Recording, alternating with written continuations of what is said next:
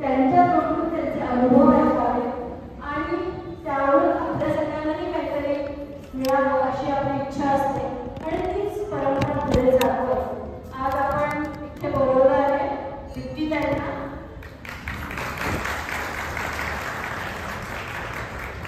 मगाशी दीप्ती ताई इथे बसल्या होत्या आणि बरेच लोक जस्ट येत होती, सगळ्यांना थोडासा उशीर झाला होता. तेव्हा त्यांनी विचारलं आपले प्रमुख कोणी आले घालून, तर मग मी हळूच त्यांना म्हणून म्हणजे शेजारी बसले तर त्यांच्याकडे बोट दाखवलं. बऱ्याच जणांना कल्पनाच नव्हती की आपल्या प्रमुख पाहुणा एवढं आणि पण तरीही डायनॅमिक व्यक्तिमत्व असणार आहे. त्यांची मुलाखत आज इथे आपण घेणार आहोत. या सगळ्यामध्ये मी मुद्दाम वेगळी ओळख आधी करून देत नाही, कारण प्रत्येक वेळा रिपिटेशन होत नाही. त्यामुळे आपण सुरुवातच करूया, कारण माझ्यापेक्षा जास्त तुम्हाला त्यांचं बोलणं ऐकण्यात इंटरेस्ट आहे याची मला पूर्णपणे कल्पना आहे. तर सुरुवात करूया.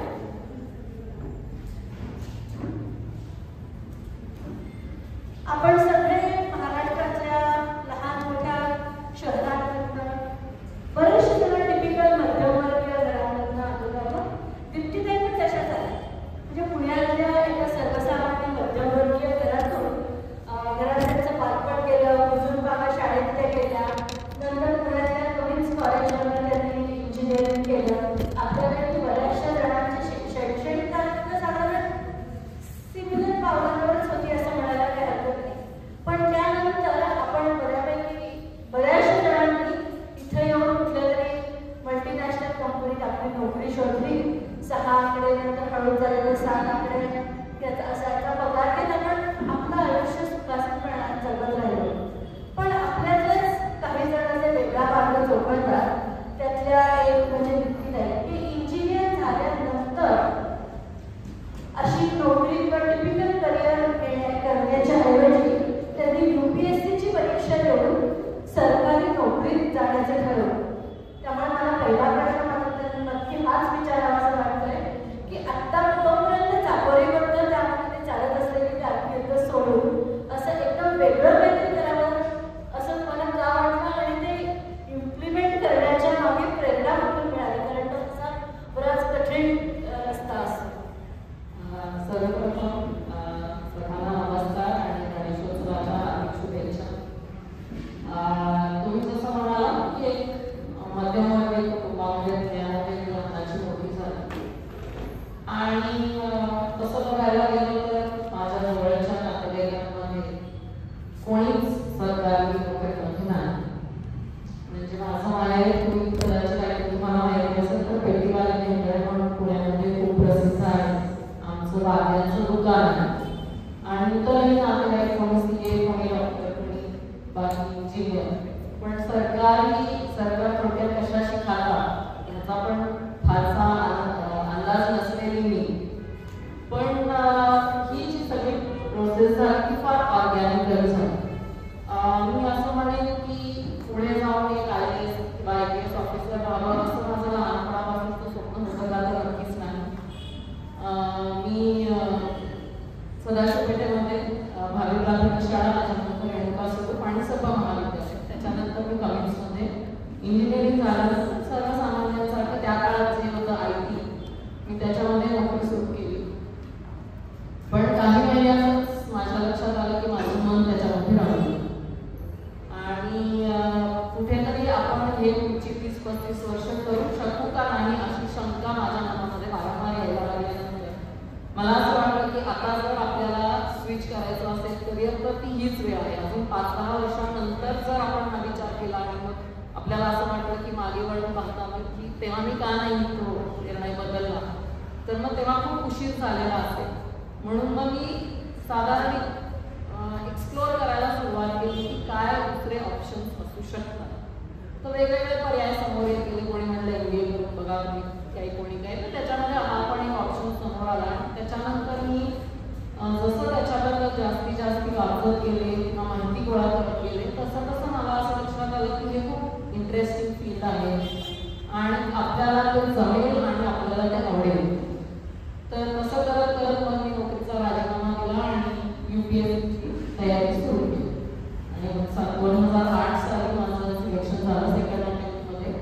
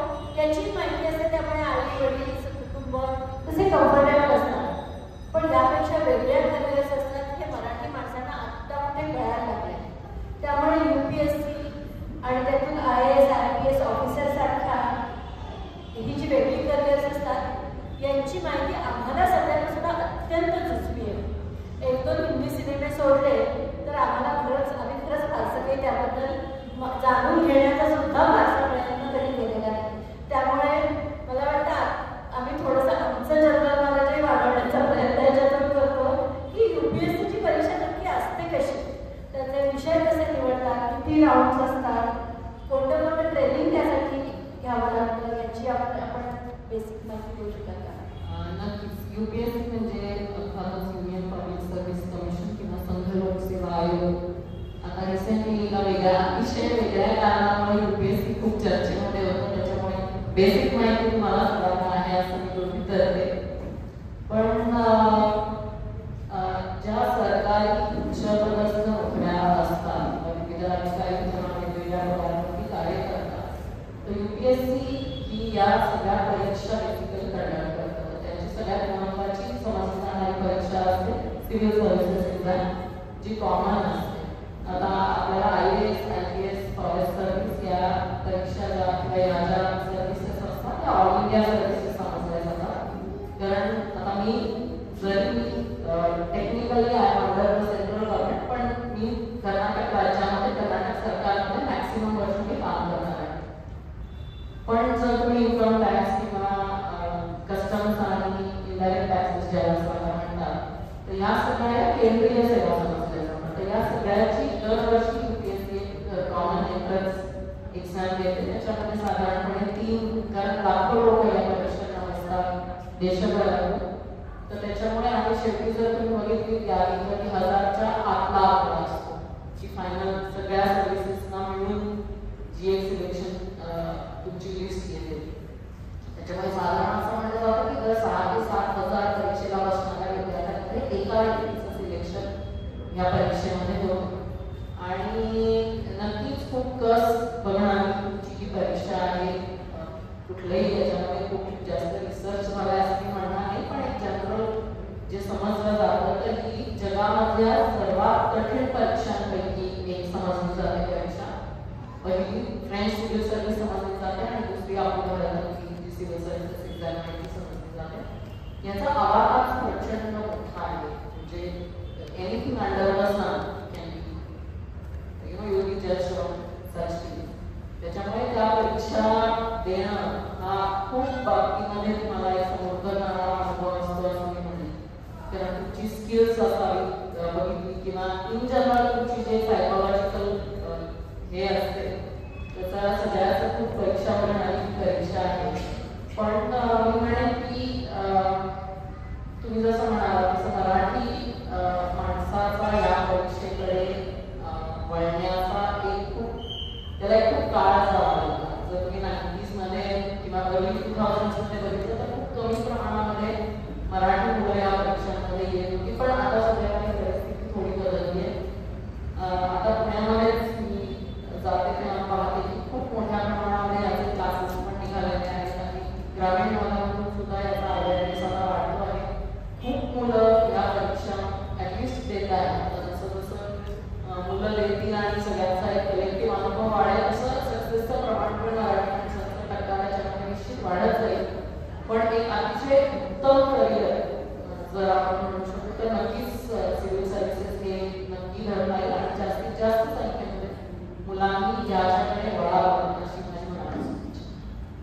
या परीक्षेचे लेखी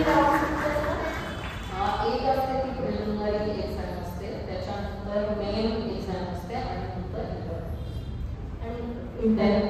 आणि प्रत्येकासाठी मग वेगळ्या प्रकारचे ट्रेनिंग वेगवेगळ्या परीक्षेचं तुमचे वेगवेगळे स्किल्स तपासणारी वेगवेगळ्या लेवल्स आहेत. त्याच्यामुळे प्रत्येक लेवलला वेगवेगळ्या पद्धतीने सांगितलं.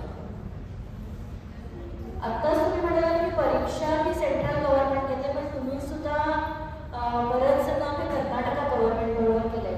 मला वाटतं पास झालेल्या प्रत्येक सनदी अधिकाऱ्याला ते आपल्या कार्यक्षेत्र किंवा राज्य निवडावे लागतं असं. ही सरकारी पॉलिसी असते आणि ती दर काही वर्षांनी बदलत जाते. म्हणजे साधारण 1980 पर्यंत, स्वातंत्र्यापासून 1980 पर्यंत जर आपण काळ पाहिला 80-85 पर्यंत साधारण काळ पाहिला तर त्याच्यामध्ये एक झोनल सिस्टीम होती. देश 5-6 झोन्समध्ये विभागला जात आणि लोकांना प्रेफरन्स देता येत होता. जर माझं सिलेक्शन झालं तर मला या झोनमध्ये काम करायला आवडेल. Every zone consisted of 4 to 5 states. पण 1985च्या साधारण सुमाराला 70ला असं वाटतं की फक्त साऊथ इंडियन लोकही एका टार्गेट याला प्रेफर करतात. तर पूर्ण नॅशनल इंटिग्रेशनच्या दृष्टीने सगळ्या प्रकारच्या लोकांनी सगळ्या प्रत्येकजण आपले अनुभव घेऊन या कार्यक्षेत्रामध्ये येतो. त्याच्यामुळे जेवढी आपली डायव्हर्सिटी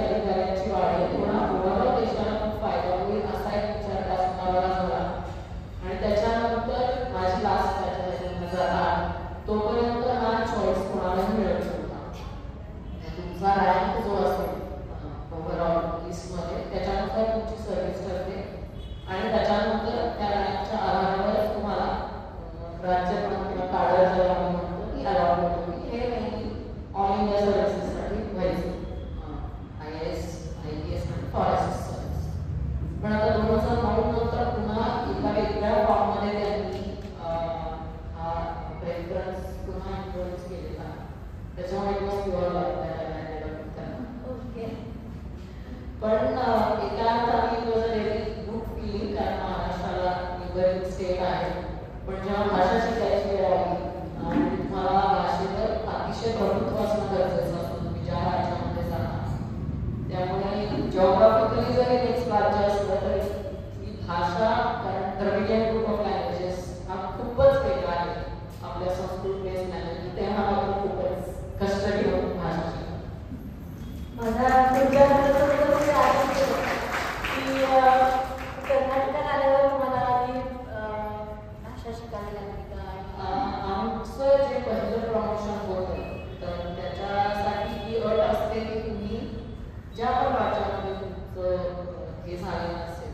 माझं फॉर एक्झाम्पल मी कर्नाटकमध्ये आले तर त्या राज्याची भाषा ही 10वीची जी परीक्षा असते ती तुम्हाला पास करावी लागते तरच तुम्हाला तुमचं फर्स्ट प्रमोशन मिळतं. त्याच्यामुळे बरेच आम्ही रिटायरमेंट पापड गेले नाही, खूपच कष्ट करून आमच्या भाषेच्या शिकलो. सगळे नागा भाषा असेल किंवा उर्दू असेल किंवा जी कुठली भाषा म्हणजे जिथे तुम्ही जाल कुठली भाषा तुम्हाला शिकायची. आणि मला वाटतं तुमच्यासारख्या फील्डमध्ये जनसंपर्क हा खूप मोठा आहे, त्यामुळे त्याही दृष्टीने भाषेला भाषेचं खरं तर महत्त्व हे जेवढं तुम्ही सांगा तेवढं कमी आहे. कारण सुरुवातीला आम्ही जेव्हा अगदी ग्रामीण भागामध्ये काम करतो तेव्हा त्या लोकांना कन्नडा सोडून दुसरी कुठलीच भाषा येत नाही. आणि मग जेव्हा संपूर्ण कामकाज तुमचं त्या लोकल भाषेमध्ये जेव्हा होणार असतं, आता आम्हाला अनेक प्रकारची कामं करावी लागतात. We even sit as very courts, तर त्यामुळे न्यायविभागात करताना सुद्धा कन्नडामध्येच आम्ही ऑर्डर्स पास करतो.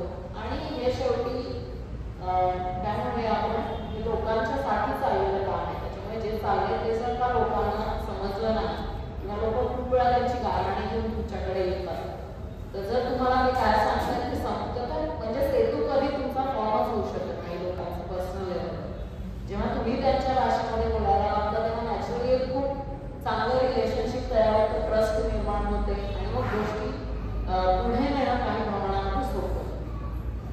तुम्ही लोकेशनबद्दल आता सांगितलं, तर मला वाटतं UPSC ही परीक्षा कॉमन परीक्षा IAS, IFS, IPS यासाठी पण परीक्षा पास झाल्यानंतर पास झालेल्या कॅन्डिडेटला तुमच्यासारखा चॉईस मिळतो तुम्हाला कुठे जायचं आहे की ते पण रँकिंगनुसार? म्हणजे तुम्ही चॉईस देऊ शकता पण शेवटी तुमच्या रँकिंगनुसार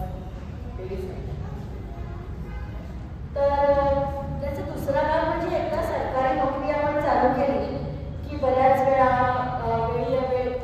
वेळी कामावर जावं लागतं किंवा होणारी बदली आणि सगळ्यात मुख्य म्हणजे समोर दिसून न शकणारा ताण की सरकारी कामांमध्ये बऱ्याच अशा गोष्टी असतात किंवा असे भाग असतात ते समोर कोणाला सांगता येत नाहीत पण प्रत्यक्षात त्याचं कॉन्ट्रिब्युशन बरंच असतं. तर मग हे सगळं तुम्ही कुटुंब सांभाळून मुलं लहान असताना हे कसं मॅनेज करता? एकतर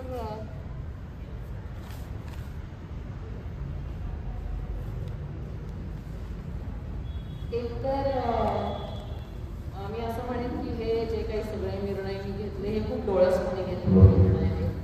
हे कोणीही माझ्या पाठी लागली की आता तुम्ही हे केलंच पाहिजे अशा पद्धतीचं कुठलाच याच्यामध्ये अँगल नाही आहे. मला ही परीक्षा द्यायची होती म्हणून मी याच्याकडे करते.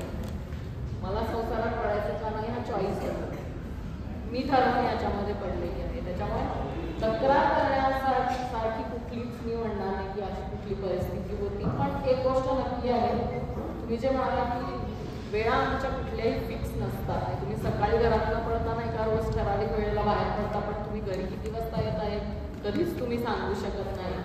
तर त्याच्यामुळे कुटुंबाला पण ह्याच्यामध्ये खूप वेळेला तुमच्या ज्या काही ह्या सगळ्या गोष्टी चाललेल्या असतात त्याला खूप सांभाळून घ्यावं लागतं. आणि माझे मिस्टर आज ऑब्वियसली ते आहेत आणि जोपर्यंत तुम्हाला घरनं सपोर्ट मिळत नाही तोपर्यंत मग ती स्त्री असो अथवा पुरुष असो तुम्ही बाहेर जाऊन काही फारसं अचीव करू शकत नाही या मताची मी आहे.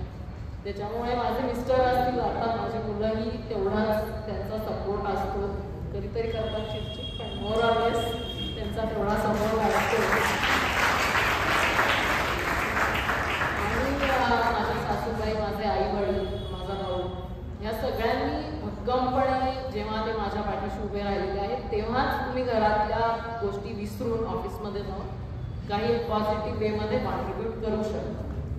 आणि कायमच हा आमच्या कुटुंबाचा निर्णय राहिलेला आहे असं मी म्हणेन. आता जेव्हा मी फायनान्स डिपार्टमेंटमध्ये 2013 ते 16 मध्ये काम करत होते, it's a extremely demanding job ज्याला आपण 24 तास सुद्धा जेव्हा स्टेट बजेट सादर होतं तर तेव्हा 24 तास सुद्धा कमी पडतात अशा प्रकारचं काम शेवटचे काही आठवडे त्याच्यामध्ये चालतं. तर तेव्हा सुद्धा हे जेव्हा फायनान्सची संधी चालून आली तर तेव्हा ती घ्यायची का नाही हा आम्ही सगळ्यांनी मिळून बसून घेतलेला निर्णय होता. कारण जर मी ते घेतलं असतं तर माझा जो काही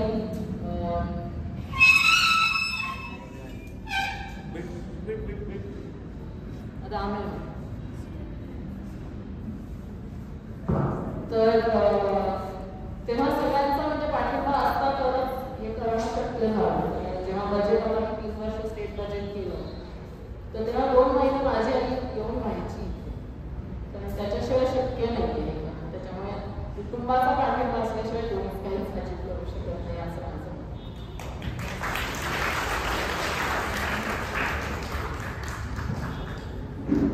आता तुम्ही एकदम फायनान्सबद्दल बोलला त्यामुळे पुढचा प्रश्न थोडासा वेगळाच विचारते की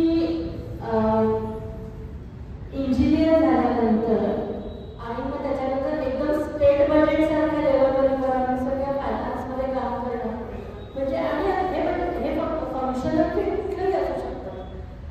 हे तुम्ही फायनान्समध्ये केलं तर मग ही जी स्किल सेट महत्त्वाचं आहे त्याच्यासाठी तुम्ही काही वेगळं ट्रेनिंग घेता, अभ्यास करता, कारण हे काही सोपं नाही या लेवलचं फायनान्स आणि आपण काम करणं. आमच्या सर्व्हिसमध्ये खूप ठाम समजूत आहे की पाण्यात पडला कोणताही विषयच नाही. म्हणजे आमच्या इथे असं काही खूप चोचले कुठल्याही प्रकारचे पुरवले जात नाहीत की बाबा तुम्ही ट्रेनिंग घ्या, तुम्ही एवढा आहे त्याच्यावर द्या. तुम्ही जी जबाबदारी तुमच्यावर टाकली जाते त्या जबाबदारी स्वीकारणं आणि मग ती जबाबदारी समर्थपणे पेलण्यासाठी जे लागेल ते करणं. किती आपण सरकारी नोकरीमध्ये काम करताना तुम्हाला कल्पना आहे की खूप कन्स्ट्रेंट्समध्ये काम करावं लागतं. म्हणजे तुम्हाला पाहिजे त्या गोष्टी खूपच अभावाने मिळतात. तर त्या सगळ्यामध्ये तुम्ही शाईन करून दाखवणं याला काय म्हणता that is the skill right.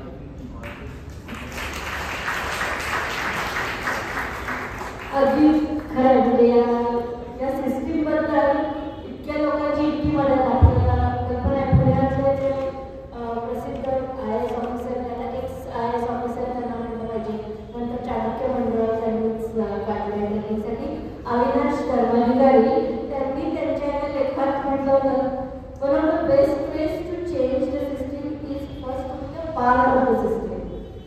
पण ह्या उक्तीचा प्रत्येक काम करताना तुम्हाला ते आला का काहीतरी बदलण्यासाठी आपण सिस्टीमचा पार्ट आहोत, त्यामुळे आपल्याला हे करून दाखवता येते असंही कुठली समोर आली. म्हणजे हे जे त्यांचं काय म्हणूया वाक्य आहे ह्याच्यामध्ये रुमल असण्याचं काहीच कारण नाही. कारण जोपर्यंत तुम्ही लाजून एखादी गोष्ट बघताय तोपर्यंत तुम्ही त्याच्यामध्ये कॉन्ट्रीब्यूट करू शकत नाही. आणि हे फक्त सरकारी सिस्टीमबद्दलच नाही, कुठल्याही बाबतीमध्ये हे वाक्य तेवढंच खरं आहे. जोपर्यंत तुम्ही सूत्र आधार घेत नाही तोपर्यंत दुसऱ्याने का चालू केलं नाही it's a part of discussion. पण जोपर्यंत तुम्हाला स्वतःला काही करायचं तोपर्यंत तुम्ही सिस्टीमचा कुठल्याही भाग असणं आवश्यक आहे. आणि हे बोलायचं आर्ग्युमेंट मी असंही एक्स्ट्रापोलेट करेन की आपण ऑलरेडी या सिस्टीमचा भाग आहोत. आपल्या देशामध्ये लोकशाही आहे, आपण सगळ्यांनी सिव्हिक्स नागरिकशास्त्रामध्ये बायोलॉजिकल सगळ्यांचं भरपूर घेऊन परीक्षेमध्ये झालेलं आहे. पण म्हणजे नक्की काय याचा आपण विचार करत नाही किंवा आपण ऑलरेडी अजाणतेपणे या सिस्टीमचा एक भाग आहोत आणि आपल्या प्रत्येकाची एक जबाबदारी छोट्या मोठ्या स्वरूपामध्ये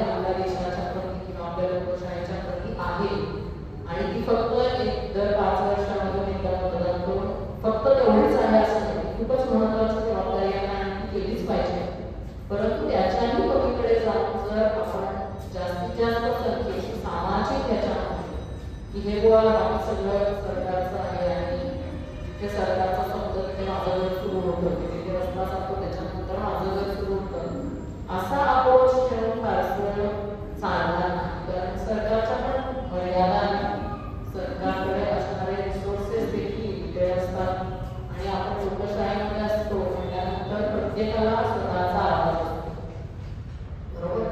आता अनेक प्रश्न आपण कदाचित याच्या ओघात बोलूच, पण एक जस्ट उदाहरण थोडक्यात म्हणून सांगते की मी चिखबाळापूरमध्ये जेव्हा कलेक्टर डेप्युटी कमिशनर होते तर त्यावेळेला भटक्या कुत्र्यांचा त्रास आणि जन्म आपण सगळे खूप रिलेट करू शकतो या प्रश्नाला. खूपच ते वाढलं होतं आणि काहीतरी केलं पाहिजे म्हणून सतत आमच्याकडे विविध प्रकारच्या मागण्या लोकांच्या याच्या प्रश्न यायचे. तर मी एक दिवस आमचे जे कमिशनर होते त्यांना म्हटलं की काय प्रॉब्लेम आहे का, आता गेले जवळजवळ 2-3 आठवडे झाले पेपरमध्ये येते, तर मी का नाही काही करू शकतो. तर तेव्हा त्यांनी फार एक मार्मिक उत्तर करायला की सरकार म्हटलं की एक टेंडर काढावं लागतं, त्याच्याशिवाय तुम्ही काही दुसरं देश आदर येऊन आणि मग हे टेंडर भरणार लोक कोण आहे, त्यांचा हा व्यवसाय आहे, बरोबर. आता त्यांनी सगळी कुत्रे पकडून जर घेऊन गेले तर त्यांचा व्यवसाय त्यांनी स्वतःच्या हाताने बंद केला असं होतं. त्याच्यामुळे जेव्हा जेव्हा तुम्ही टेंडर काढता तेव्हा सगळी कुत्रे कोणीच पकडत नाही, कारण पुन्हा पुढे थोड्या दिवसांनी टेंडर निघणं आणि पुन्हा त्यांचा धंदा जिवंत राहणं हा एक खूप वेगळा दृष्टिकोन दुसऱ्या बाजूला असतो आणि आपण एकाच अँगलने त्याच्याकडे बघत असतो. त्याच्यामुळे जेवढे प्रॉब्लेम्स दिसतात तेवढे ते सोपे नसतात सोडवणं. आणि लोकशाही असल्यामुळे जसं मी म्हणलं की मग वेगवेगळ्या बाजूने लोक त्याच्यामध्ये येतात, स्टेक होल्डर्स खूप असतात आणि एक कन्सेन्सस बिल्ड करून आपल्याला, कारण जे आपण करणार ते अनेक वर्ष पुढे ती सिस्टीम चालत राहते अशी कोणाची माझी इच्छा असते. त्याच्यामुळे सगळ्यांना बरोबर घेऊन जाणं हा पण एक खूप अवघड प्रकारचा एक प्रवास असतो. पण त्याच्यामुळे असे खूप सारे अनुभव येतात. पण माझं हेच म्हणणं आहे तुम्हाला सगळ्यांना की आम्ही सिस्टीमचा पार्ट आहोत असं नाही, आपण सगळेच त्या सिस्टीमचा पार्ट आहोत. प्रत्येकाने जेव्हा आपण कॉन्ट्रीब्यूट करून ही सगळी माझी सिस्टीम आहे असं जेव्हा एक अप्रोच आपण सगळे त्याच्यामध्ये आणतो तेव्हा निश्चितच बदल घडवून आणणं हे खूप सोपं. नक्कीच. पण मला तरी हाच प्रश्न अजून थोड्याशा वेगळ्या भावनांकडे मला परत विचारायला इच्छिते की आपण सगळे सिस्टीमचा पार्ट आहे बरोबर, पण बऱ्याच वेळा आमच्यासारखी लोक टेबलच्या दुसऱ्या बाजूला असतात आणि डिसिजन घेऊ शकणारे तुमच्यासारखी लोक टेबलच्या विरुद्ध बाजूला असतात. त्यामुळे टेबलच्या ह्या बाजूला असताना आपण खरोखर काहीतरी वेगळं करून टाकू शकतो. मला वाटतं आपण आपल्याला ज्यामध्ये पुरस्कार मिळाला की सेवा सिंधू योजना किंवा अशा अनेक गोष्टी तुम्ही हा बदल समाजामध्ये ठेवलेला आहे. जर तुमच्या हातात पॉवर्स असतील किंवा काहीतरी केपेबिलिटी असेल तर तुम्ही खरोखर बदल घडवून समाजामध्ये ठेवू शकता. तर अशा एखादं उदाहरण तुम्ही आम्हाला, आणि त्याच्यासाठी तुम्हाला चाकोरीच्या बाहेर वेगळा विचार काय करावा लागला असा एखादा अनुभव ऐकायला आपल्याला आवडेल.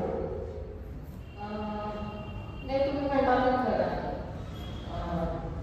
आणि this was one of the reasons की का मी हे क्षेत्र निवडलं. कारण माझ्या असं लक्षात आलं की आपण कुठलंही दुसरं 9 to 5 एक जॉब केला तर आपण शनिवार रविवार जाऊन सोशल सर्व्हिस करूया याच्या पलीकडे करू शकत नव्हतो. आणि जर का आपण अशा एखाद्या क्षेत्रामध्ये गेलो की जिथे रोजच हेच माझं काम आहे की काहीतरी चांगलं एक इन्क्रिमेंटल का होणार पण चांगल्या गोष्टी आपल्या हातात घडाव्या, तर हे खूप महत्त्वाचं कारण होतं मला हे क्षेत्र निवडण्यामध्ये.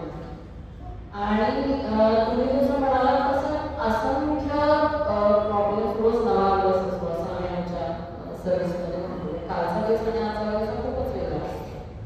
आणि that's what makes it really interesting आणि challenging. तर तुम्ही कुठलीही आता कुठलाही निर्णय असेल तुम्ही जर तो एक सगळ्यांना इन्व्हॉल्व करून जर का तुम्ही निर्णय घेतला तर निश्चितच त्याची जे आहे आपण ऑब्जेक्टिव्ह जी म्हणतो एखादी सिस्टीम तुम्ही बनवता किंवा एखादी गोष्ट जेव्हा बनवता तर तेव्हा त्याची लॉन्जेव्हिटी वाढण्यासाठी जर तुम्ही सगळ्यांना बरोबर घेऊन एखादा निर्णय घेतला तर त्याच्यामध्ये निश्चितच खूप चांगला त्याचा एक परिणाम आपल्याला दिसतो.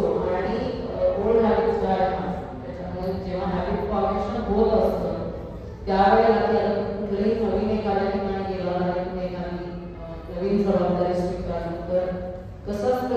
We are also called as birds of passage. कारण तुम्ही थोडे दिवस तिथे असता, बाकीची सिस्टीम तिथे तशीच असते. अनेक वर्ष त्यांचे सगळे इंटर कनेक्टेड गोष्टी तशाच राहतात. तुम्ही एका थोडे दिवस डोक्यावर असता, काहीतरी करता आणि निघून जाता.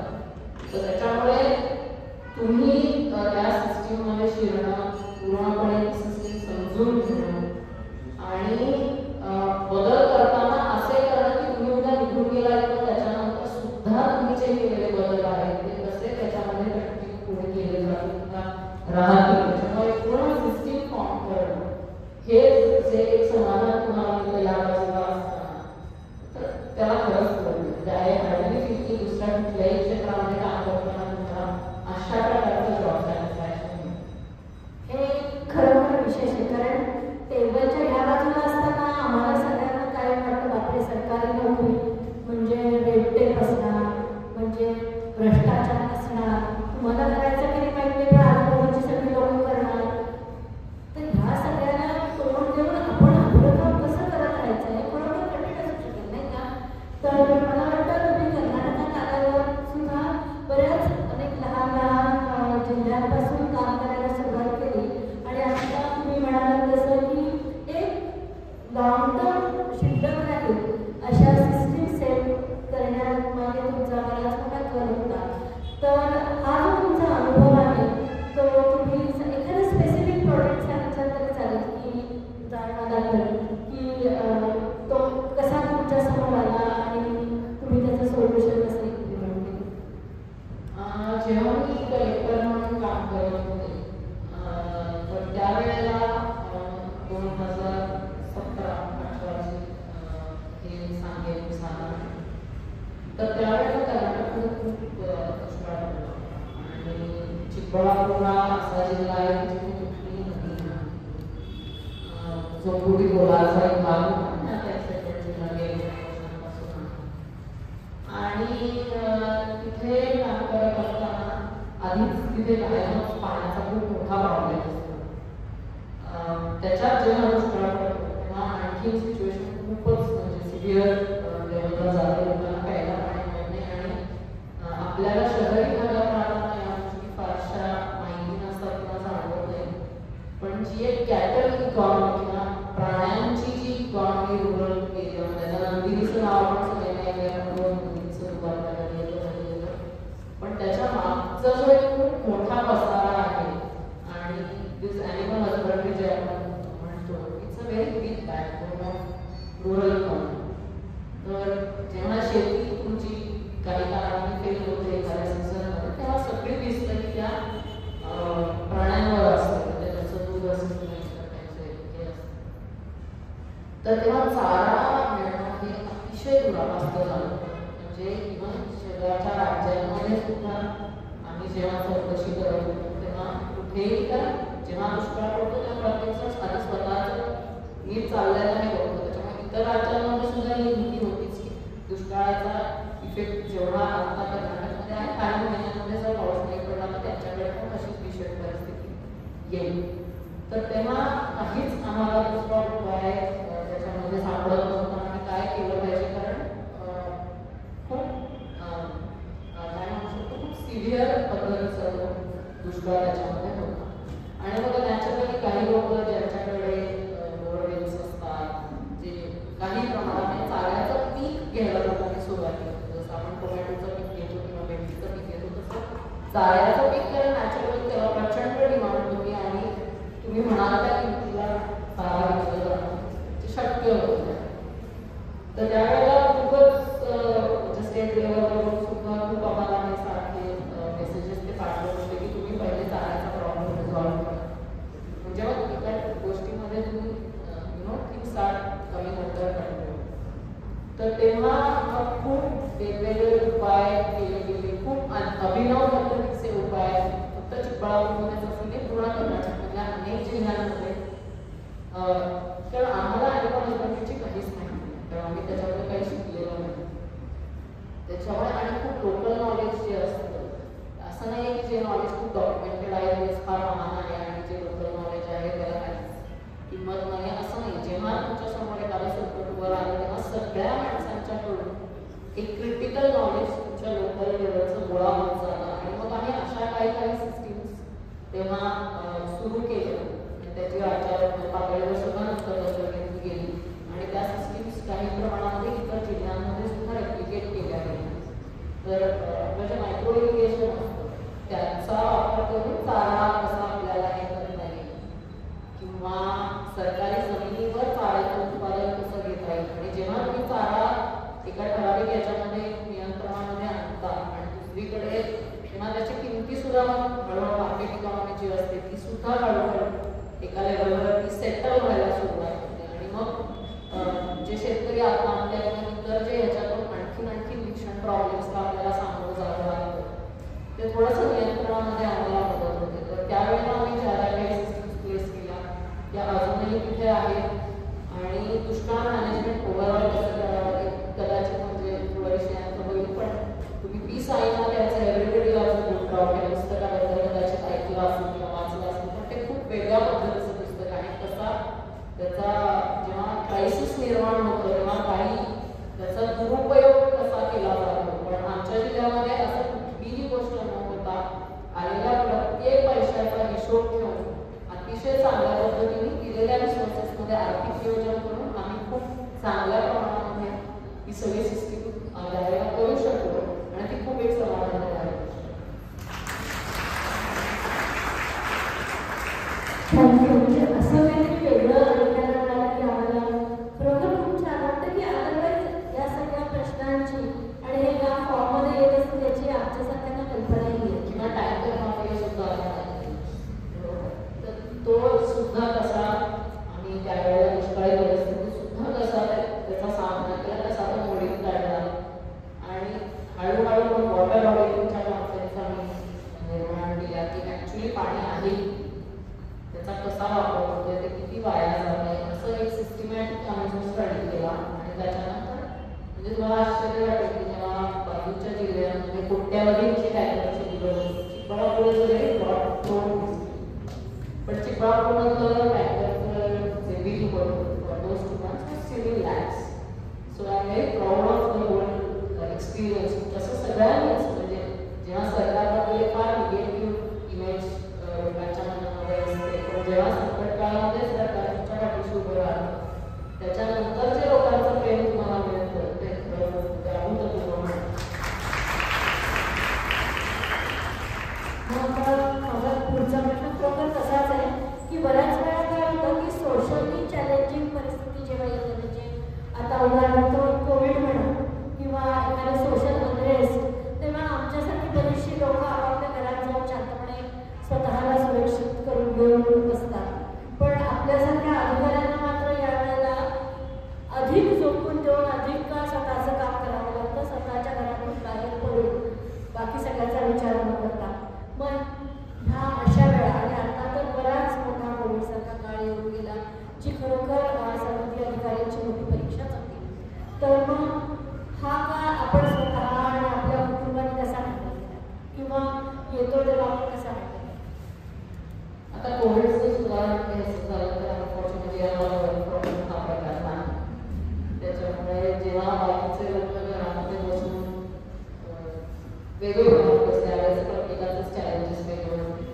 पण म्हणजे आम्हाला मात्र बाहेर पडून घराच्या आणि ज्या ज्या जबाबदाऱ्या तुम्हाला दिल्या जातात त्याच्यामध्ये जे काही तुमचं बेसिक देऊ शकतात तशा पद्धतीचं काम तुम्हाला करावं लागतं. मला जी जबाबदारी मिळाली होती कोविड काळामध्ये की खूप बाहेरच्या देशांमधून देशाला आपल्या आणि राज्याला कर्नाटकाकडे खूप मदत येत होती गाईडमध्ये म्हणजे PPE किट्स असतात. कारण सायकल्स कोविडच्या प्रत्येक देशाच्या वेगवेगळ्या महिन्यांमध्ये चाललेल्या होत्या आणि देशांमध्ये सुद्धा खूप प्रकारचे PPE किट्स असतील किंवा इतर ऑक्सिजन कॉन्सन्ट्रेटर्स असतील त्याची खूप देवाणघेवाण चालू होती. तर बाहेरच्या देशांमधून जी मदत येईल ती पूर्ण शेवटी ते कुठे डिप्लॉय होतं एखादं मशीन असेल किंवा एखादी गोष्ट असेल. कारण देताना जो देश किंवा जो डोनर ती गोष्ट घेतो तर त्याची अशी एक माफक अपेक्षा असते की बुवा हे आम्ही ऑक्सिजन कॉन्सन्ट्रेटर वगैरे पाठवतो ते तुम्ही खरंच वापरले का वापरले असेल तर त्याचा अनुभव म्हणून तुम्ही एखादा फोटो काढता. पण कोविड काळामध्ये हे सगळं बाहेरच्या देशांमध्ये त्या अथॉरिटीजशी कोऑर्डिनेट करून थ्रू आपल्या एम्बसीज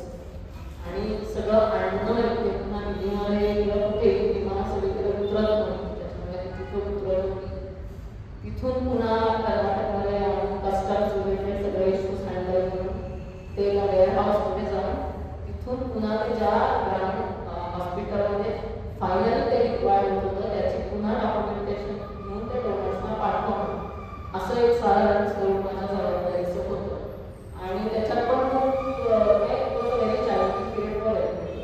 त्याच्यामुळे शेवटी जेव्हा अशी मदत आली आणि लोकांपर्यंत पोहोचली आणि मग असं कारण आपण आता कोविडच्या नंतर एक थोडा दृष्टिकोन बदलला आहे. आपण सरकारी हॉस्पिटल्समध्ये खूप चांगल्या पद्धतीने इम्प्रूव्ह करायला लागलेलो आहोत पण इट कॉट अस अनअवेअर त्यावेळेला. त्याच्यामुळे जेव्हा अशी बाहेरची मदत आली आणि खूप त्याचा उपयोग जेव्हा डिस्ट्रिक्ट हॉस्पिटल्समध्ये किंवा तालुका हॉस्पिटल्समध्ये ती यंत्र जेव्हा बसली आणि लोकांना त्याचा ॲक्च्युअल उपयोग झाला आणि जेव्हा आम्हाला आमच्या कामाची पावती अशी मिळाली की आता सिच्युएशन अंडर कंट्रोल आली आहे कारण हे यंत्र आम्हाला आधी नव्हतं हे आलं. हा थोडासा डायरेक्ट कोविड मॅनेजमेंट पॉईंट फील्डमध्ये नव्हतं तरी पण अशा पार्श्वभूमीवर लोकांना आपण मदत करू शकतो याचं निश्चित आहे. मग ते वेगवेगळे काहीच बघता येईल पण त्या देशाचं जेव्हा ऑफिस आवर्स असतात त्यावेळेला तुम्हाला थोडंसं उपलब्ध राहून गोष्टी कोऑर्डिनेट करायला लागतात. पण खूप त्यावेळेला असंही लक्षात आलं की साध्या सिस्टीम्स पण काही ठिकाणी मिसिंग असतात. Of course that was not the time to put systems in place पण नंतर जर मला त्या क्षेत्रामध्ये काम करायची संधी मिळाली तर निश्चितच काही गोष्टी ज्या त्यावेळेला मला नोटीस झालेल्या आहेत त्या इम्प्लिमेंट करण्याचा मला नोटीस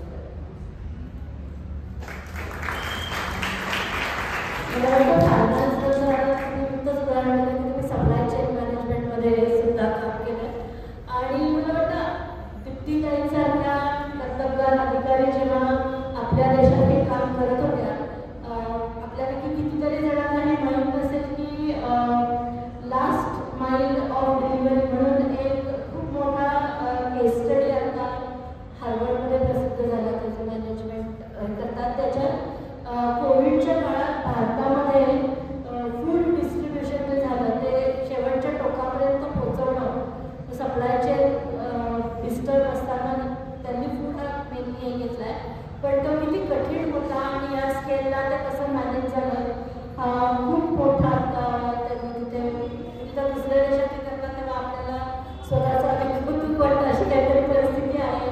पण मला वाटतं आपण आत्ता जे काम केलं ते थोडंसं त्याच धर्तीवर होतं आणि या अशा कामाचं खरोखर इंटरनॅशनली नोटीस लोकांनी केलेलं आहे. त्यामुळे आपण खरंच त्याचं एकदा अभिनंदन करतो.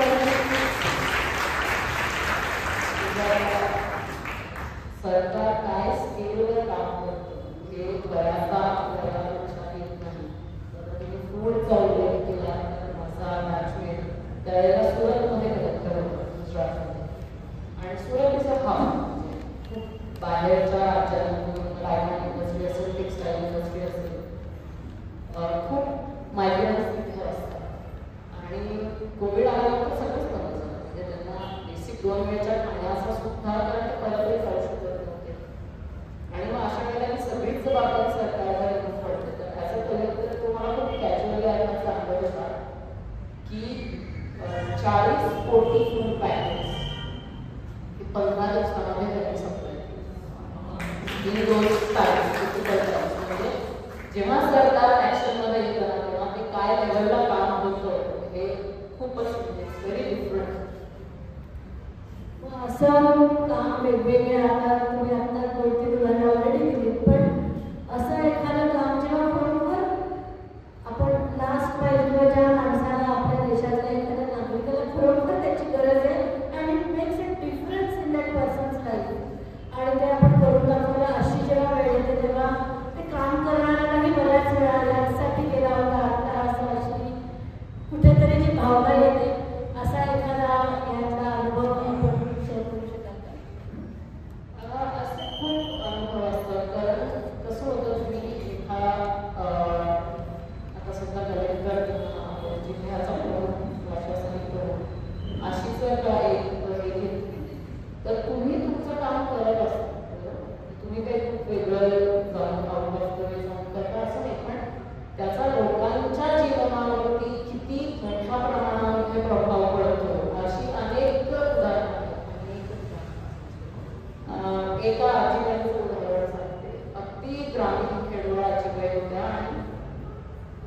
पुढे मध्ये बघायला त्यांना कोणी होतं.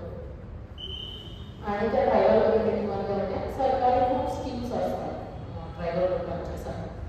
तर अनेक वर्षांपासून ही स्कीम आहे आणि त्यात खूप वर्ष त्याच्यामध्ये प्रयत्न करत होते की एक जमिनीचा तुकडा सरकारने माझ्या नावावरती करून द्या. सरकारचं एस्टॅब्लिश स्कीम करणार त्यांचं म्हणणं होतं की मी एलिजिबल आहे आणि मी अप्लाय केलेलं आहे तर मी माझं काम करून द्या.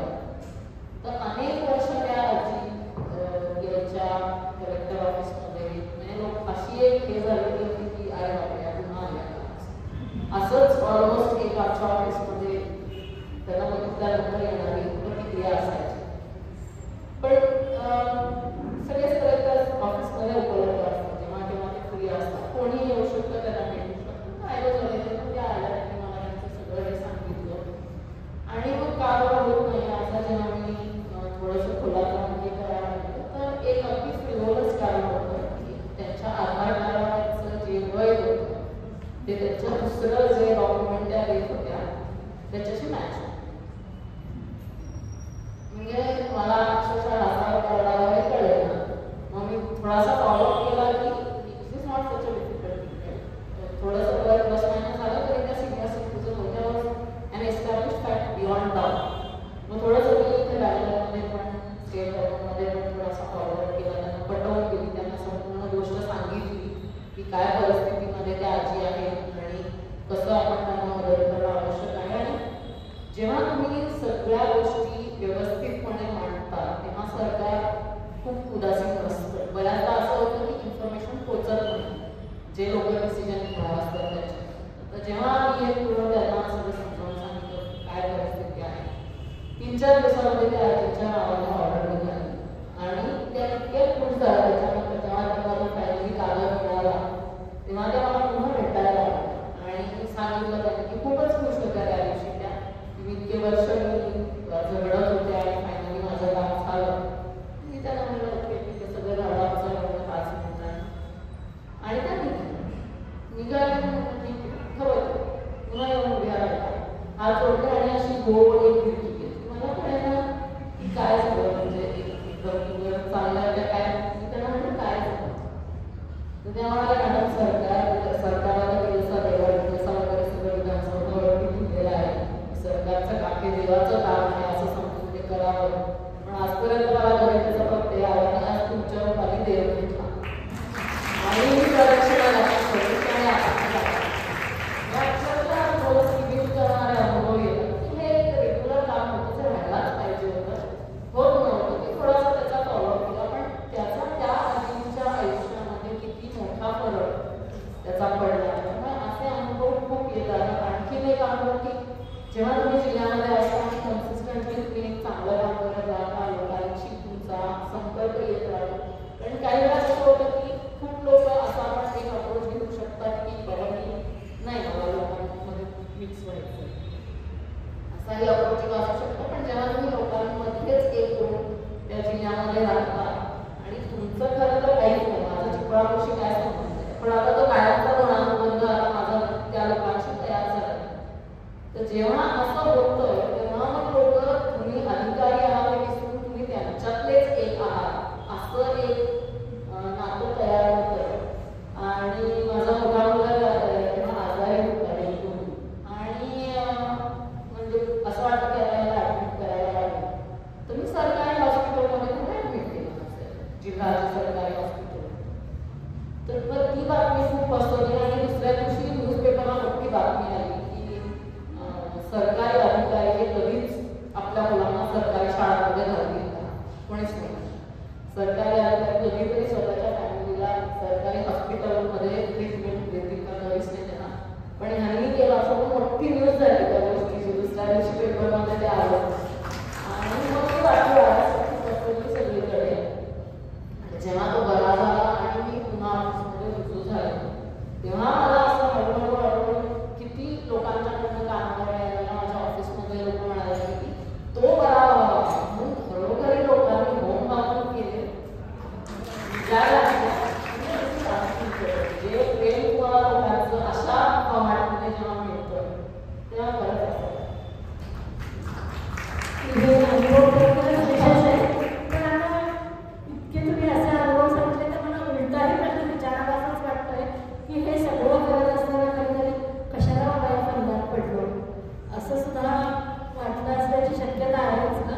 त्यामुळे असं उलटा एखादा अनुभव नाही, मी या सिस्टीमला जशी आहे तशी स्वीकारली. त्याच्यामुळे असं काहीच परफेक्ट जगात असतं असं नाही. Any relationship you have to embrace it with any other activity the way they are. तुम्ही त्यांना बदलायचा अननेसेसरी बदलायचा प्रयत्न केला तर इट मे नॉट वर्क.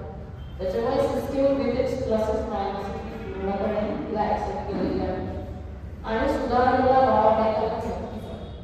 कारण जसं मी म्हणले की ही सिस्टीमचा नुसता वॉल्यूम किंवा स्केल जेव्हा तुमच्या लक्षात हळूहळू काम करतं आणि जेव्हा लक्षात येतं तेव्हा खूप अवघड आहे हा सगळा डोळा आणि तो एका माणूस करू शकत नाही. त्याला अनेक लोक त्याच्यामध्ये इन्व्हॉल्व असतात, त्याच्यामध्ये खूप इंटरडिपेंडन्सीज असतात, खूप कॉम्प्लेक्सिटीज आहेत, खूप इंट्रिकसीज आहेत. जेव्हा आपण लांबून सरकारकडे बघतो तेव्हा नक्की काय असतं everything is a very abstract concept. सरकार म्हणजे काय व्हेरी ॲबस्ट्रॅक्ट. तर आज एक सरकार आहे, आणखी थोड्या दिवसांनी दुसरं सरकार येणार आहे, लोकांच्या प्रायोरिटीज वेगवेगळ्या आहेत. त्याच्यामुळे खूप गोष्टी वेगवेगळ्या लेवलवरती बदलत राहतात. त्याच्यामुळे आणि पुन्हा लोकशाही आहे, प्रत्येक माणसाला एक आवाज आहे, एक अधिकार आहे. त्याच्यामुळे हा वाडा चालवणं हे खूप अवघड आणि खूप जिकिरीचं काम आहे. आता मी नेहमी गमतीचे उदाहरण सांगते की तुम्ही कुठलीही एक मोठी कंपनीची कुठली तुमच्या मनात येत असेल तर whichever the biggest company in India you can think of, तर ते फक्त ठराविक सेक्टर्समध्येच आहे. आता जर माझं सेक्टर एअरटेलचं असेल तर माझा एअरटेलशी संबंध आहे. मग रिलायन्सचं काय झालं याच्याशी माझा संबंध नसेल, माझं काय करायला रिलायन्सचा काय संबंध नसेल. पण सरकार असं कधीच म्हणत नाही की माझा काय संबंध नाही. असं कधीच होत नाही. कुठलंही क्षेत्र घ्या, कुठलाही एरिया घ्या, कुठलाही टाईप घ्या, कुठलीही परिस्थिती घ्या, सरकार तुम्हाला असं कधीच म्हणू शकणार नाही की बाबा तुम्ही माझे क्लायंट नाही आणि मी आता काही तुमच्याशी माझा संबंध नाही, मी काही करू शकत नाही. तर प्रत्येक मग तुम्ही रस्त्यावरचे खड्डे घ्या, पाणी घ्या, वीज घ्या, कुठलीही तुम्ही गोष्ट घ्या जी खूप इझिली आज बटन ऑन केल्यानंतर आपल्याला लाईट ऑन होतो, आपल्याला त्याची हे लक्षात येते. पण जगामध्ये रिन्युएबल एनर्जीमध्ये काय करायचं असतात, कोलमध्ये काय करायचं असतात, त्याचा कसा फायनान्शियली आपल्याला एस्कॉर्ट्स असतील किंवा आपण पॉवर कॉर्पोरेशन असतात त्याच्यावर म्हणजे हे गोष्टी खूप मागे त्याच्यात चालू असतात पण त्या आपल्याला लक्षात येत नाही. तर त्याच्यामुळे मी म्हणेन की positive always outweighs the negative. त्याच्यामुळे असं खूप नाही मला वाटतं हा तुमचा जो अप्रोच आहे पॉझिटिव्ह ऑलवेज निगेटिव्ह, तर आपण ज्या योजनेसाठी आपल्याला मला वाटतं पंतप्रधानांचा पुरस्कार मिळाला, सेवा सिंधूची कर्नाटकात जवळजवळ 2 कोटींपेक्षा अधिक लोकांनी आतापर्यंत वापरलेली आहे. तर त्या प्रोजेक्टबद्दल आणि त्यातल्या विशेषतः आपल्या कॉन्ट्रीब्युशनबद्दल आपण थोडीशी माहिती सांगा. कर्नाटक हे ई-गव्हर्नन्समध्ये राईट फ्रॉम द बिगिनिंग हे खूप अग्रणी स्थानी असलेलं राज्य आहे. म्हणजे आपण जेव्हा अजून फोनमधून टेलिफोनच्या सोयी निघाल्या नव्हत्या तेव्हा खूप जणांनी बँगलोरमध्ये जाऊन बिलं भरण्याचा आपल्या सगळ्यांना कदाचित तेव्हा अनुभव असेल. तर ही 2003-2004 सालची मी गोष्ट सांगते. तर त्यावेळेला एक खूप फॉरवर्ड लुकिंग निर्णय सरकारने घेतला आणि एका विभागाची एका डिपार्टमेंटची स्थापना केली, which is called electronic delivery of citizen services, EDCS.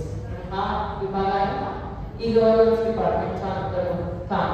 तर ह्या विभागाचं कामच हे आहे की सरकारी ज्या काही सेवा असतील किंवा सुविधा असतील तर त्याच्यासाठीचे कागदपत्रांची पूर्तता तुम्हाला करावी लागते.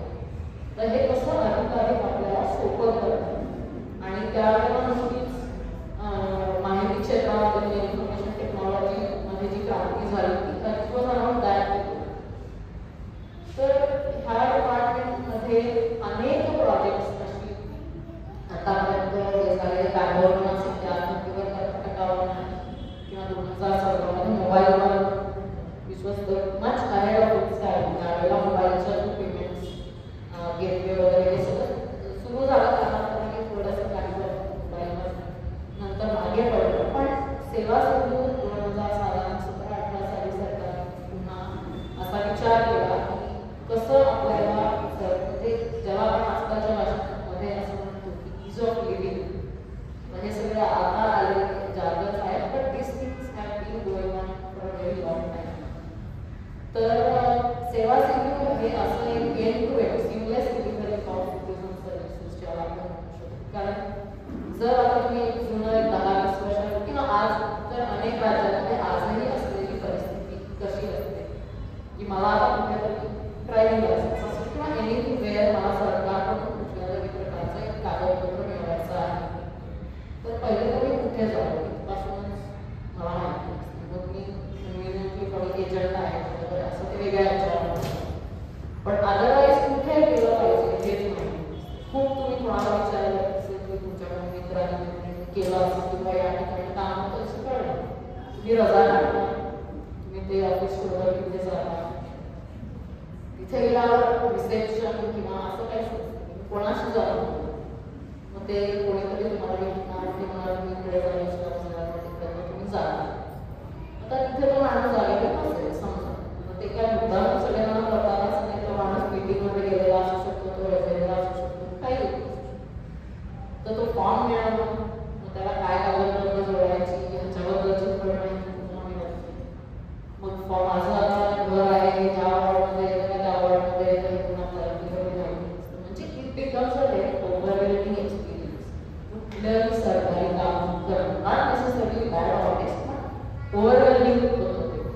तर त्या दृष्टीने सेवा सिंधू हे असं एक सॉफ्टवेअर सरकारने डेव्हलप केलेलं आहे की ज्याच्यामध्ये आता माझी पण डेली माहिती आहे, मला तो विभाग सोडून 2 वर्षापेक्षा जास्त झालं, पण साधारण त्यावेळेला 850 सर्व्हिसेस बर्थ सर्टिफिकेट पासून सगळ्याच प्रकारची जी कुठली सर्टिफिकेट्स तुम्हाला लागतात, बिझनेस करण्यासाठीची सर्टिफिकेट्स असो किंवा रेशन कार्ड असो किंवा इतरही अनेक ज्या गोष्टी तुम्हाला लागतात, तर त्या एकाच प्लॅटफॉर्मवर सर्व विभागांच्या सर्व सर्व्हिसेस तुम्हाला उपलब्ध होत्या असा प्रयत्न आहे.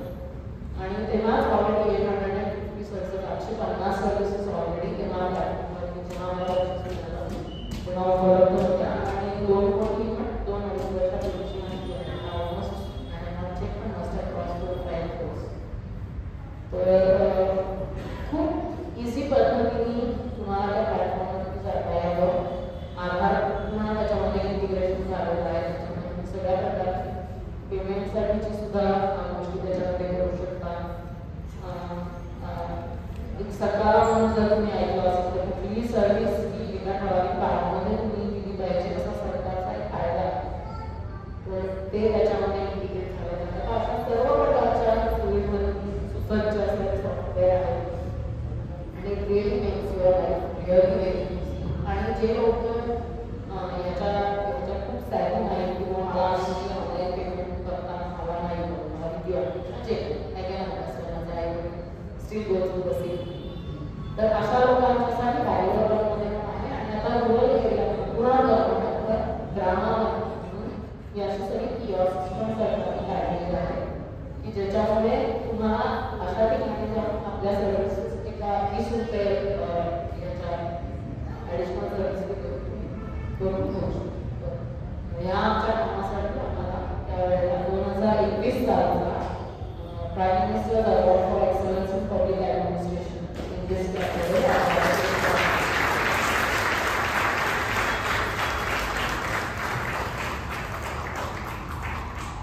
आता तुम्ही प्राईम मिनिस्टर अवॉर्डबद्दल सांगितलं त्यामुळे मला ते परत एका जुन्या प्रश्नाशी थोडंसं रिलेट करावं असं वाटतंय.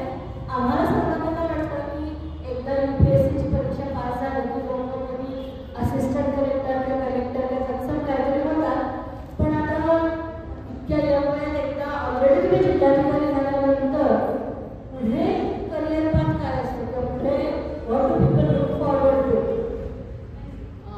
कलेक्टर किंवा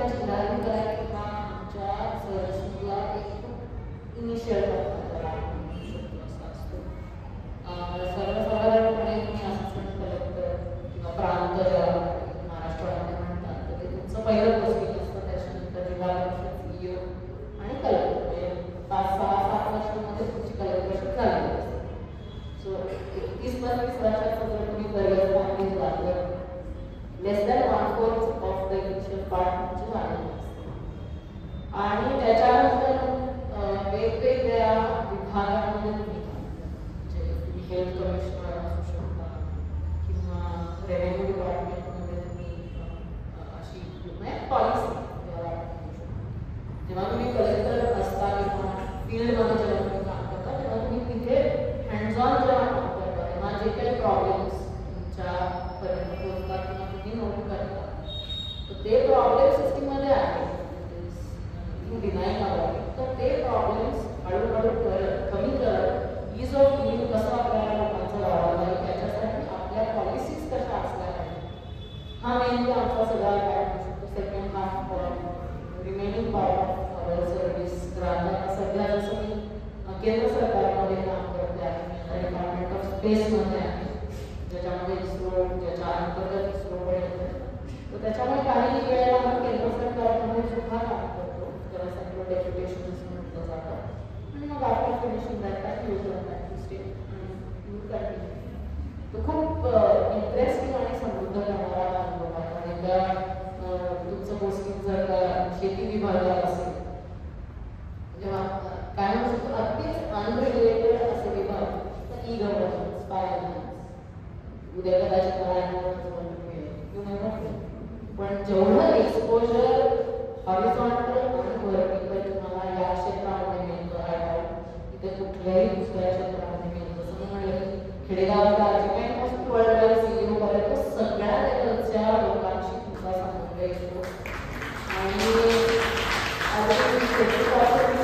डिफेन्स करायचा असं हॉरिझॉन्टल पण त्याचा आवाज खूपच आत्ताच तुम्ही म्हणालात की आता तुम्ही सध्या डिपार्टमेंट ऑफ स्पेस आणि इस्रो बरोबर काम करताय हे नक्की कुठल्या प्रकारचं काम आहे आणि मला वाटतं त्याची ॲडमिनिस्ट्रेटिव्ह आणि बरोबर म्हणजे आता इस्रो हे फील्ड ऑफिसर्स आपण म्हणून जिथे ॲक्च्युली त्याच्या सगळ्या सेक्टरमध्ये रॉकेट्स सॅटेलाइट्स आणि इतर त्याच्याशी रिलेटेड सगळं काम चालतं पण त्याची जी मिनिस्ट्री आहे डिपार्टमेंट आहे that is department of space जिथे पुन्हा पॉलिसी लेवलचं सगळं काम केलं जातं तर मेनली फायनान्स आणि पर्सनल जे दोन सगळ्यात महत्त्वाचे रिसोर्सेस असतात कुठल्याही ऑर्गनायझेशनसाठी तर त्याच्यात रिलेटेड आमचं म्हणजे ब्युरोक्रॅटचं जे काम असतं तर त्याच्याशी रिलेटेड असतं तर सगळा पुन्हा जो बॅलन्सिंग ॲक्ट असतो इस्रो ची जी एक विजन असते आणि पुन्हा जे आपण सरकारी फ्रेमवर्क असतं या दोन्हीचं मॅनेज करून पुन्हा बेस्ट पॉसिबल सिनारीमध्ये आपण कसं पुढे जाऊ शकतो प्रगती कशी लवकर करू शकतो अशा प्रकारचं ते थोडंसं काम असतं स्पेशलायझेशन इन जनरलायझेशन काही वर्षांपूर्वी अशाच एका व्यासपीठावर आम्ही इस्रोमधल्या एका सायंटिस्ट होत्या त्यांचा एक इंटरव्ह्यू घेतला होता तेव्हा त्यांनी म्हटलं होतं की एक स्त्री टेक्निशियन किंवा असल्यामुळे मला हा अनुभव इस्रोमध्ये झाला आहे की माझी डिझाईन्स नॉर्मल जर पुढे बोलता आलं असेल तर ते चारता व्हायचं सुरुवातीला मला त्याचा त्रास व्हायचा पण नंतर मी या प्रकारे घेतलं की any my design will be more accurate तर काळ आता बराच गेला आहे पण सरकारी व्यवस्थांमध्ये इस्रो तर त्याला पुढामध्ये घेतली पाहिजे पण बाकी सरकारी संस्थांमध्ये हे डिफरन्सिएशन आणि तुम्हाला कधी जाणवलं का त्यामध्ये काही वेगळे आहे तुम्हाला नाही असा अनुभव यावा असा अजिबातच नाही आणि मला असं वाटतं की हे तुम्ही कसं अप्रोच करता गोष्टींना याच्यावर पण खूप प्रमाणात म्हणजे त्याच्यावर खूप अवलंबून असतं त्याच्यामुळे तुम्ही कर्नाटकमध्ये जरी गडकरी जिल्हा अधिकारी किंवा आता परवा महाराष्ट्रामध्ये प्रथम महिला चीफ सेक्रेटरी झाल्या पहिल्यांदा कर्नाटकमध्ये आता 5व्या महिला आहेत ज्या चीफ सेक्रेटरी सगळे रुटीन त्याच्यामुळे आम्हाला असा कधी विशेष अनुभव यायला मिळालेला नाही पण परवाच मी खन्ना एक वाक्य वाचलं मला ते फार आवडतं सगळे फ्रेश टेक ऑन थिंग्स आपण ग्लास सिलिंग बद्दल खूप वेळा बोलतो ते ब्रेक होत आहे नाही होतं वगैरे. ट्विंकल पण असं साधं म्हणते की आता आम्ही क्लास वगैरे ब्रेक करण्याचं काम ब्रेक करत नाही, आता आम्ही आमची स्ट्रक्चर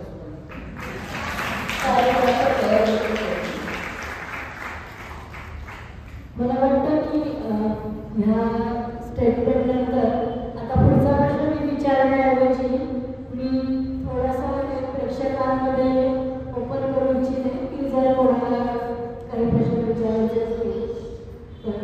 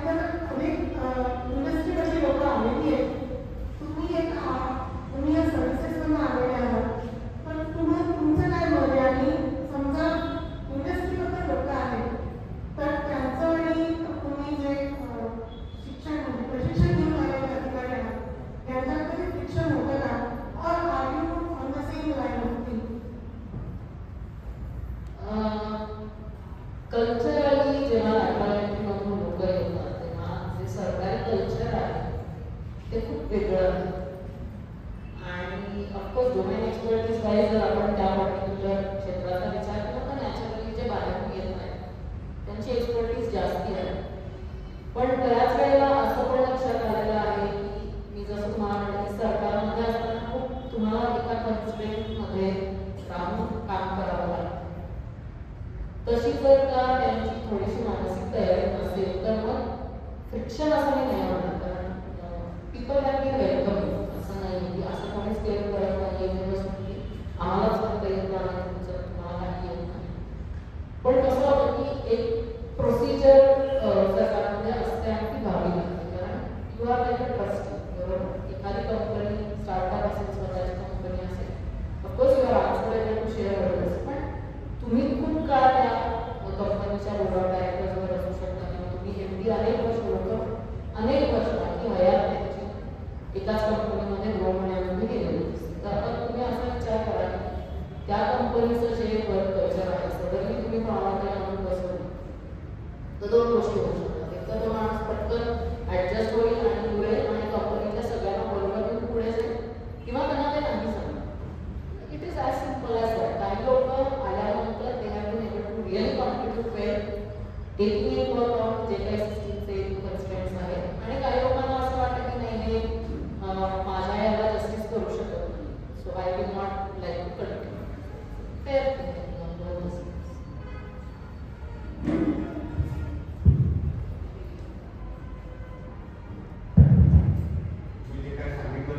अतिशय उत्कृष्ट वाटलं. पहिलं ते एकदम अवघड प्रश्न विचारू शकतो का? एक म्हणजे राजकीय पुढाऱ्यांची काही मतभेद झाल्याचा काही अनुभव आहे का?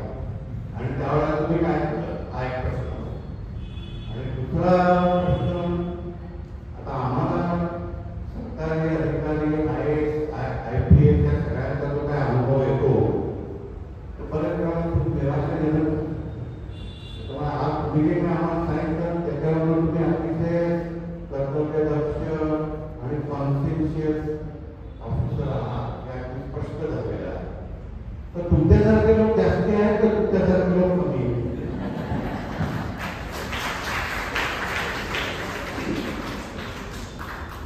मी तुमच्या दुसऱ्या प्रश्नाचं उत्तर आहे.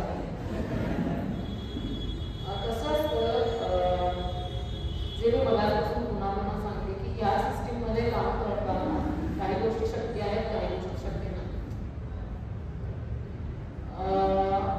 हे जर तुम्ही ॲक्सेप्ट केलं की दिलेल्या परिस्थितीमध्येच तुम्हाला काम करायचं आहे आणि बेस्ट, म्हणजे मग असं नाही कोणी म्हणणार ना उद्या की बाबा यांना या परिस्थितीत काम करायला म्हणून यांचं काम सबस्टँडर्ड झालं, असं it doesn't exist, right. You have to still perform.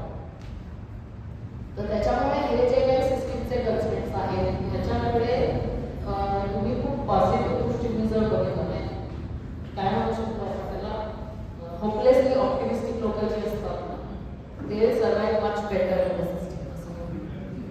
कारण तुम्हाला स्वतःला रोज कुठे ना कुठेतरी याची आठवण करून द्यावी लागेल की आपल्याला you have to keep going.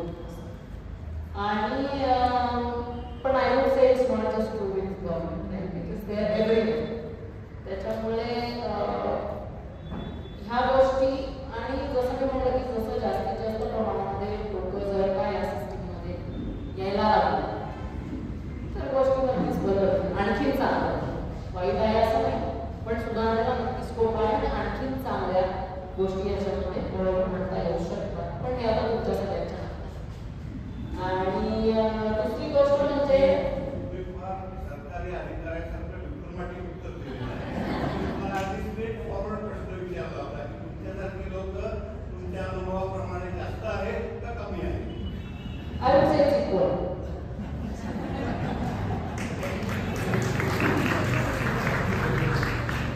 आणि तुम्ही जर राजकीय पुढाऱ्यांच्या विषयी जो प्रश्न विचारला, एकतर कसं असतं की लोकशाही आहे, बरोबर? लोकांनी निवडून दिलेले ते प्रतिनिधी आहेत आणि ते लोकांचं प्रतिनिधित्व करतात. So they are representative. आणि लोकशाहीमध्ये लोक हे सुप्रीम असतात, त्यांचे representative obviously are extremely important. आणि माझा अनुभव या लोकांबरोबर काम करण्याचा असा आहे की we function in a political economy, बरोबर, which is not taught in. तर जेव्हा तुम्ही या सिस्टीममध्ये काय प्रकारची कंपल्शन्स आहेत हे जेव्हा तुम्ही याचा विचार करता की काय प्रकारच्या सिस्टीममध्ये हे लोक सुद्धा काम करत आहेत. आणि माझा असा अनुभव आहे की जर तुम्ही ह्या सगळ्या गोष्टी लक्षात, मी जे म्हणते मला सगळ्यांना बरोबर घेऊन जायला लागतं, त्याच्यामध्ये हा पण मुद्दा एक महत्त्वाचा असतो की हे cannot be universal system for us system.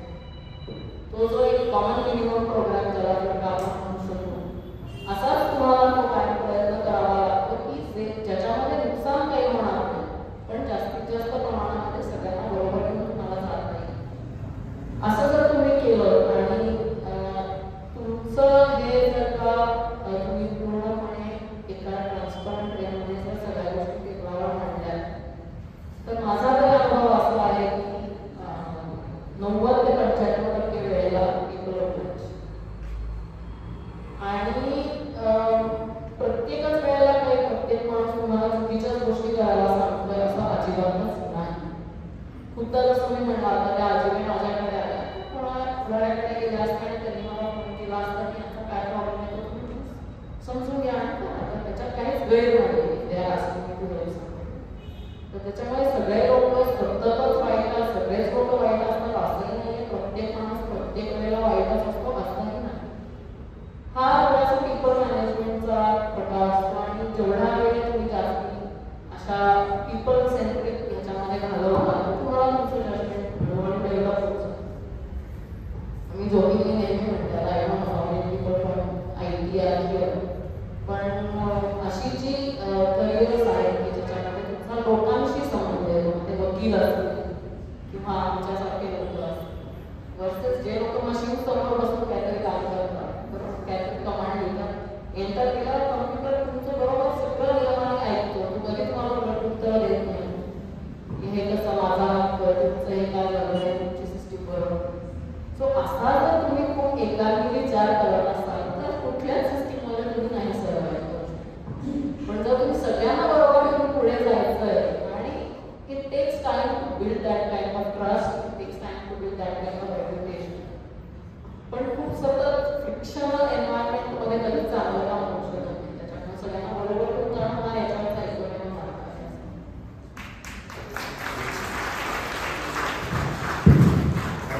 दोन छोटे आमच्यासाठी बंगलोरच्या माध्यमातून बोलवण्यामध्ये आलेले होते. पूर्वी भाषेचा प्रॉब्लेम जास्त होता आणि त्यात पूर्वीची स्पर्धेची लोक आले त्यांनी बऱ्याच लोकांनी कन्नड शिकून सुरुवात केली. पण बोलताना इथे आता नंतर आलेल्या IT मधल्या बरेचसे मॅक्सिमम लोक बघायचे आणि IT मध्ये आले त्यांना गोदीला आणि बंदीला हे फार कॉमन शब्द आहे अनफॉर्च्युनेटली.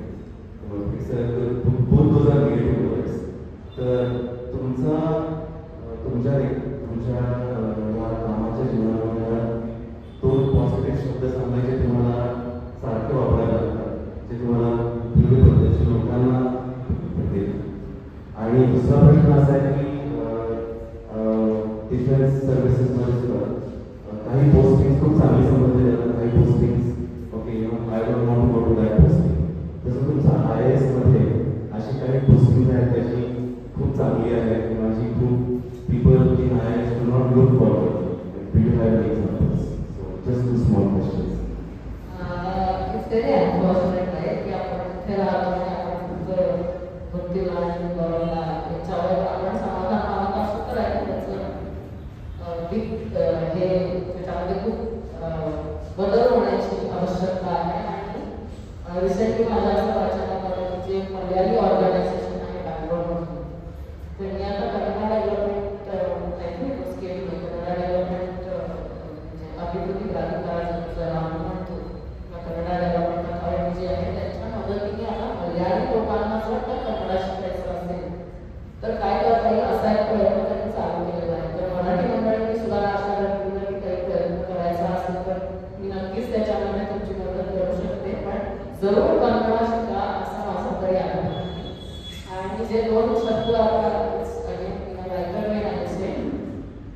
की आमच्याकडे हे 2 शब्द खूप कॉमनली वापरले जातात. नोट किती मांडतील बघून सांगते किंवा सांगून बघते समोरच्याला काहीच कळत त्याच्यामुळे अशा आमच्या काही टिप्स असतात. आणि दुसरा जो मी सांगितलं की आता EBCS जर उदाहरण घ्यायचं झालं तर खूप उत्साहाने लोक या गोष्टींमध्ये येत होते असं मी म्हणणार. म्हणजे so it was not considered की खूपच काहीतरी तुम्ही करून दाखवू शकाल अशा पद्धतीचं लोकांचा त्याच्याकडे बघण्याचा दृष्टिकोन नव्हता. पण तिथे गेल्यानंतर म्हणजे माझ्या असं लक्षात आलं की government was looking for somebody who had some kind of IT background. कारण पूर्ण ई-गव्हर्नन्स रिलेटेड एरिया आहे आणि थोडंसं स्पेशलायझेशन सेमी स्पेशलायझेशन सारखं त्याच्यामध्ये आवश्यक असतं. खूप दिवस माझ्या मागे लावलेले सगळे की नाही झाले तर I was already holding some other responsibility. मला असं वाटलं की धडणं इकडे धडणं तिकडे असं म्हणण्यापेक्षा आपण एक काम करतोय ते चांगल्या पद्धतीने करावं. पण त्यांचा खूपच आग्रह माझी खूप. तिथे गेल्यानंतर जसं जसं मी काम करायला लागले तसं तसं आधीची जबाबदारी प्लस ती जबाबदारी असं मला मिळालं. आणि जसं जसं मी काम करत गेलं तसं तसं माझ्या लक्षात आलं की हे करण्यासारखं खूपच आहे. आणि this is something that really make a lot of difference in people's lifes. आणि मग आम्ही ते सगळं करायला लागलो आणि नोबडी हॅड वी गॉट त्या टाईपचं ॲप्रिसिएशन ह्या जॉबमध्ये जाऊन कोणाला मिळेल असा कोणी खालचा विचार केला असेल असं नाही. पण माझं असं म्हणणं आहे अनेक लोक ह्याच्यामध्ये विश्वास म्हणजे त्यांचा असा आहे की प्रत्येकच पोस्टिंगमध्ये तुम्हाला करून दाखवण्यासारखं खूप काही असतं. त्याच्यामुळे आता तुम्ही पुन्हा मांडण्याची कुठली बाजू बरोबर ह्याच्यावर असता खेळ असतो. पण कुठेही तुम्ही जा निश्चितच तुम्ही काही ना काही पद्धतीने त्याच्यामध्ये कॉन्ट्रीब्यूट करून आहे की नक्कीच पुष्कळ चांगली करण्यामध्ये तुम्ही हे करू शकता. आणि आता रिसेंटली खूप साऱ्या स्कीम्स मागच्या वर्षी आपण बघितल्या इलेक्ट्रिसिटी आपल्याला सगळ्यांना फ्री झाली किंवा बस ट्रान्सपोर्ट फ्री झालं. आणि त्याच्यामध्ये जेव्हा या अशा मास स्केलवरती जेव्हा स्कीम्स अनाऊन्स होतात तेव्हा करोडो लोक करोडो लोक एव्हरी डे वेअर मीटिंग सेवा सुरू. And I'm very proud to say Seva Sindhu was able to sustain that kind of traffic.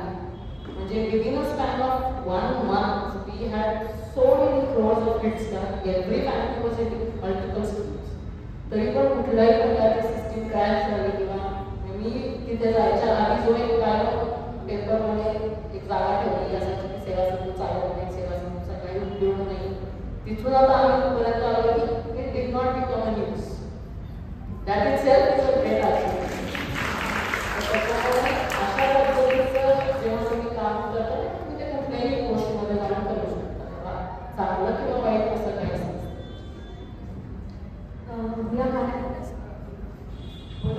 नक्की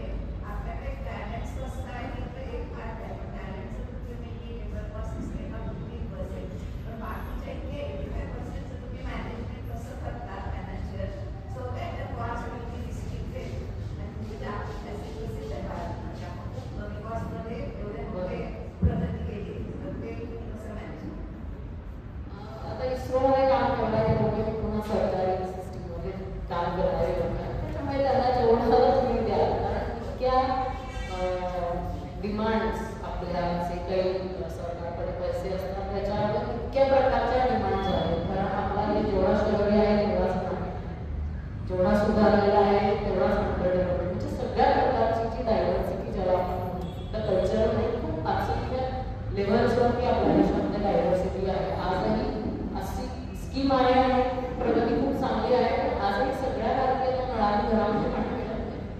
मग अशा वेळेला असे प्रश्न निश्चितच उभे राहतात की मग तुम्ही सॅटेलाईट पाठवणं जास्त महत्त्वाचं आहे का लोकांच्या घरापर्यंत पाणी पोहोचवणं जास्त महत्त्वाचं आहे? लोकांना चांगलं रस्ते देणं जास्त महत्त्वाचं आहे, इलेक्ट्रिसिटीवर खर्च करणं महत्त्वाचं आहे. सो हे खूप असे ना चॅलेंजिंग प्रश्न काय सरकारपुढे उभे राहतात आणि त्याच्यामुळे इस्रोचं बजेट जे आहे ते खूप प्रचंड नासाच्या बजेटशी कम्पेअर केलं तर आपण त्यांना नाही देऊ शकतो. पण इस्रोने पण they have taken in a positive. त्यांनी अशा सिस्टीम्स आता डेव्हलप केलेल्या आहेत की ज्याच्यामध्ये आपल्या रॉकेटला चंद्रावर पोहोचायला बरेही जास्त दिवस लागतात. म्हणजे अमेरिकेचं किंवा जपानचं रॉकेट 4-5 दिवसात पोहोचतो, आपल्या रॉकेटला जायला 40 दिवस लागतात, पण मध्ये खूप स्वस्तामध्ये पोहोचतो. त्याच्यामुळे हे असे ते जुगाड नाही आली म्हणून त्याला, पण असे ज्या गोष्टी म्हणजे हाच शेवटी स्किलचा भाग आहे की दिलेल्या रिसोर्सेसमध्ये तुम्ही कसं मॅक्सिमम म्हणजे काय म्हणू शकतो वर्ल्ड क्लास लेवलचं काम जेव्हा करून दाखवतो त्याच्यासाठीच इस्रो इज वेल नोन आणि म्हणजे त्यांना तो रिस्पेक्ट पण त्याच्यासाठी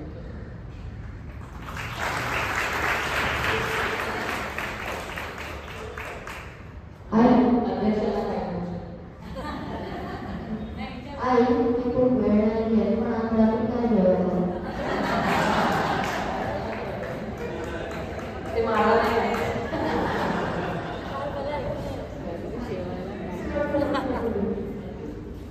10 मिनिटात काय आता तुम्ही प्रत्येक वेळेला म्हणत होता की आम्ही त्याच्या बरोबर ॲज पार्टिसिपेट झालं पाहिजे, पण ह्याच्यात खूप गरजेचं आहे की the next generation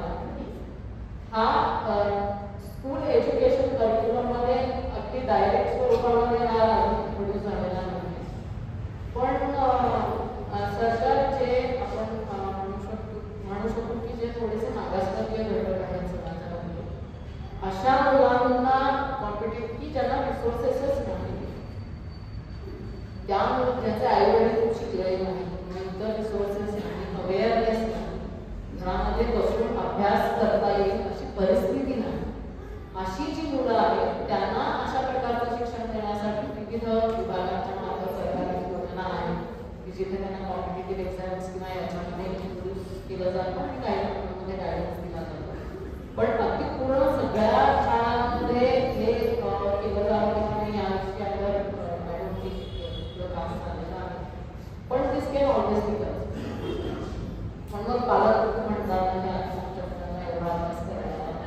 it has to be facilitated average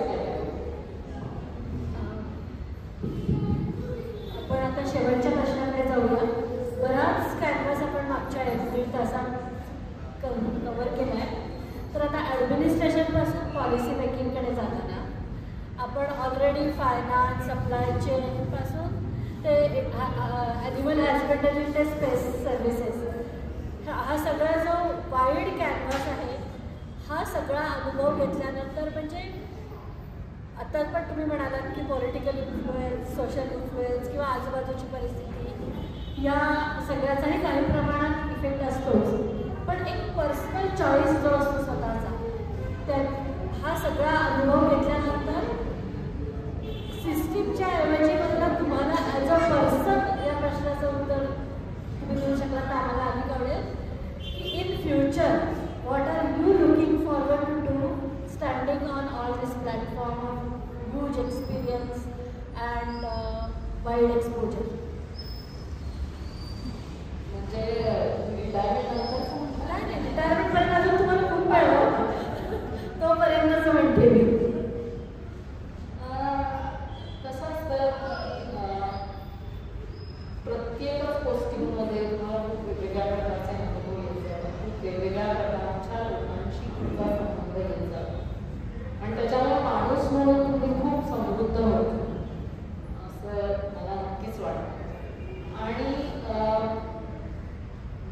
समोरच्याला पण एक बाजू असते किंवा आमच्याकडे असं पण म्हणलं जातं की it's not a file, please look at the faces behind that file.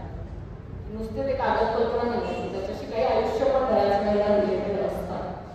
तर तो एक विचार तुम्ही ठेवून जेव्हा काम करता तेव्हा तुम्ही खरंच माणूस म्हणून खूप समृद्ध होत जाता, तुम्ही खूप बॅलन्स्ड होत जाता आणि पुढे जशा जशा काही जबाबदाऱ्या मिळत जातात त्याच्यामध्ये नक्कीच माझा हा प्रयत्न असेल जिथे जिथे मी काम केलेलं आहे, जे काही मी शिकलेली आहे आजपर्यंत, सगळ्याचा जास्तीत जास्त कसा मला त्याच्यामध्ये वापर करता येईल. कारण फायनान्शियल स्किल्स जी तुम्ही शिकता ते तुम्ही कुठेही अप्लाय करता. त्याच्यामुळे जर तुम्ही ती एक्सपर्टीज पण अशा एखाद्या विभागामध्ये काम करताना वापरली तिथे on the face of it financial खरं म्हणजे काहीच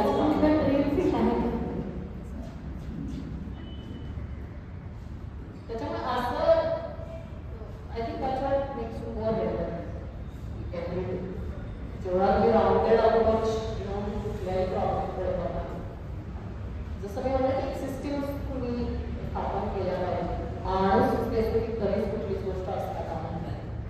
it should always be systematic आणि यू शुड तेच ड्रीम अगदीच तुम्ही जर म्हणाला तर ओळखली की मी गेल्यानंतर म्हणजे त्या पोस्टिंगमधून पुढच्या पोस्टिंगला गेल्यानंतर सुद्धा माझं काम जर अबाधितपणे शाश्वतपणे जर काय राहू शकतो तर I have the biggest job असं आहे.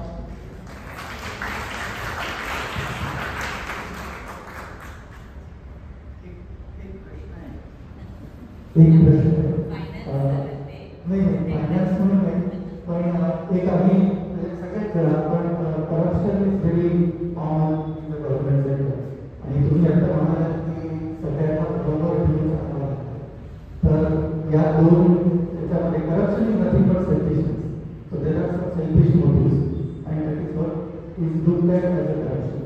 Now when you look at it you may look at it as okay मी सगळ्यांना बरोबर घेऊन जातो. पण त्या अनुषंगामध्ये तुम्हाला असा अनुभव आला की ज्याच्यामध्ये तुम्हालाही त्याच्यात करप्शनला सामावून घ्यावं लागतं की त्यांच्या सेल्फिश मोटिव्हसाठी मग ह्या ॲडजस्टमेंट होतच राहतात आणि त्यांना बरोबर घेऊन जाणं आवश्यकच आहे. मग ही अशा त्याच्यातून करप्शन वाढत राहतं असं अशी एक धारणा होते. तशी एक धारणा आहे की सरकारी सिस्टीम्समध्ये करप्शन असं होत राहतं आणि तुमचा जो राजकीय पुढाऱ्यांबरोबर म्हणतात की त्याच्याशी पण हे अनुषंगाने जावं लागतं. सॉरी हा प्रश्न असेल. पहिली गोष्ट म्हणजे मला एक कळत नाही की लोक why corruption is associated only with government. It is not. Let's be very frank. Corruption is everywhere. पण एक सरकारच्या ह्याला ते समजावून ते टायमिंग करायला आहे आणि आपल्या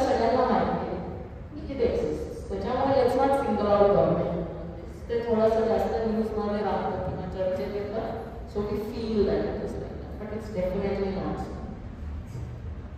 आणि दुसरी गोष्ट जी तुम्ही म्हणालात की जेव्हा तुम्ही राजकीय पुढाऱ्यांबरोबर काम करत असता तर एक तुम्ही साधं स्टॅटिस्टिक्स जर म्हणलं की समजा ते तुम्हाला म्हणत असतील की मॅडम तुम्ही हे प्लीज कन्सिडर करा किंवा करा, तर जर आपण पर्सेंटेज टर्म्समध्ये जर का बोललो तर it's around 70 to 80% is when they are actually asking you to do equality which is got start somewhere. Okay, आणि मग तुम्ही 80% वेळा जर त्यांचं काम केलं, 20% वेळा तुम्ही नाही म्हणाला तर तेही त्याचं वाईट वाटत नाही.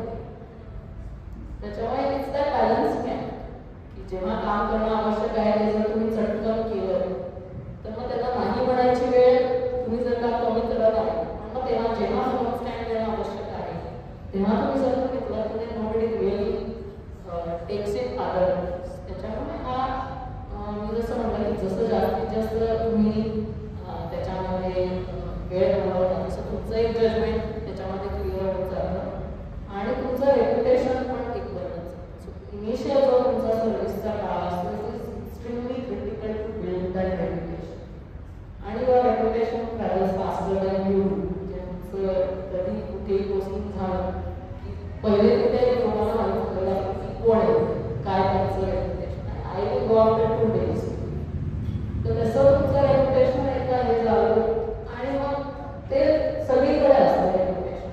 वरपासून खालपर्यंत सगळ्यांना माहिती असते की तुम्ही काय प्रकारचे अधिकारी आहात. म्हणजे तुम्हाला वाटतं खरं नाही वाटणार की इव्हन अनेक वेळा मला मंत्र्यांचे जेव्हा फोन येतात तेव्हा ते अशा शब्दात माझ्याशी बोलतात की जेव्हा मी कलेक्टर असताना की मॅडम ही व्यक्ती माझ्याकडे आलेली आहे, माझ्यासमोर त्यांचा बसलेले आहे, ते असा असा प्रॉब्लेम मला त्यांचा सांगता आहे पण मला माहिती नाही ते खरं सांगतायत का नाही. मी त्यांना तुमच्याकडे यायला सांगतो, तुम्ही प्लीज त्यांचं म्हणणं ऐकून घ्या आणि कायद्याच्या चौकटीत बसून जे करता येईल ते जर जमलं तर अशाच माझा मी अनुभव. त्याच्यामुळे I think it is something that you also do over the way you sells it.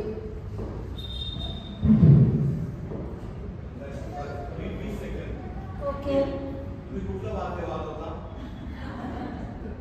काय बघा तुम्ही प्रश्न विचारता. ओके, शिकलेली नाही आणि हार्मोनियम नाही, हार्मोनियम शिक्षण नाही घेतलं.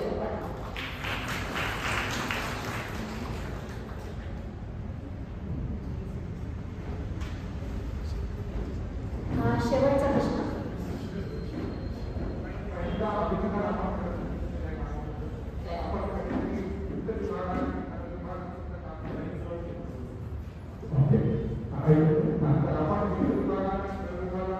केलेला आहे तर त्या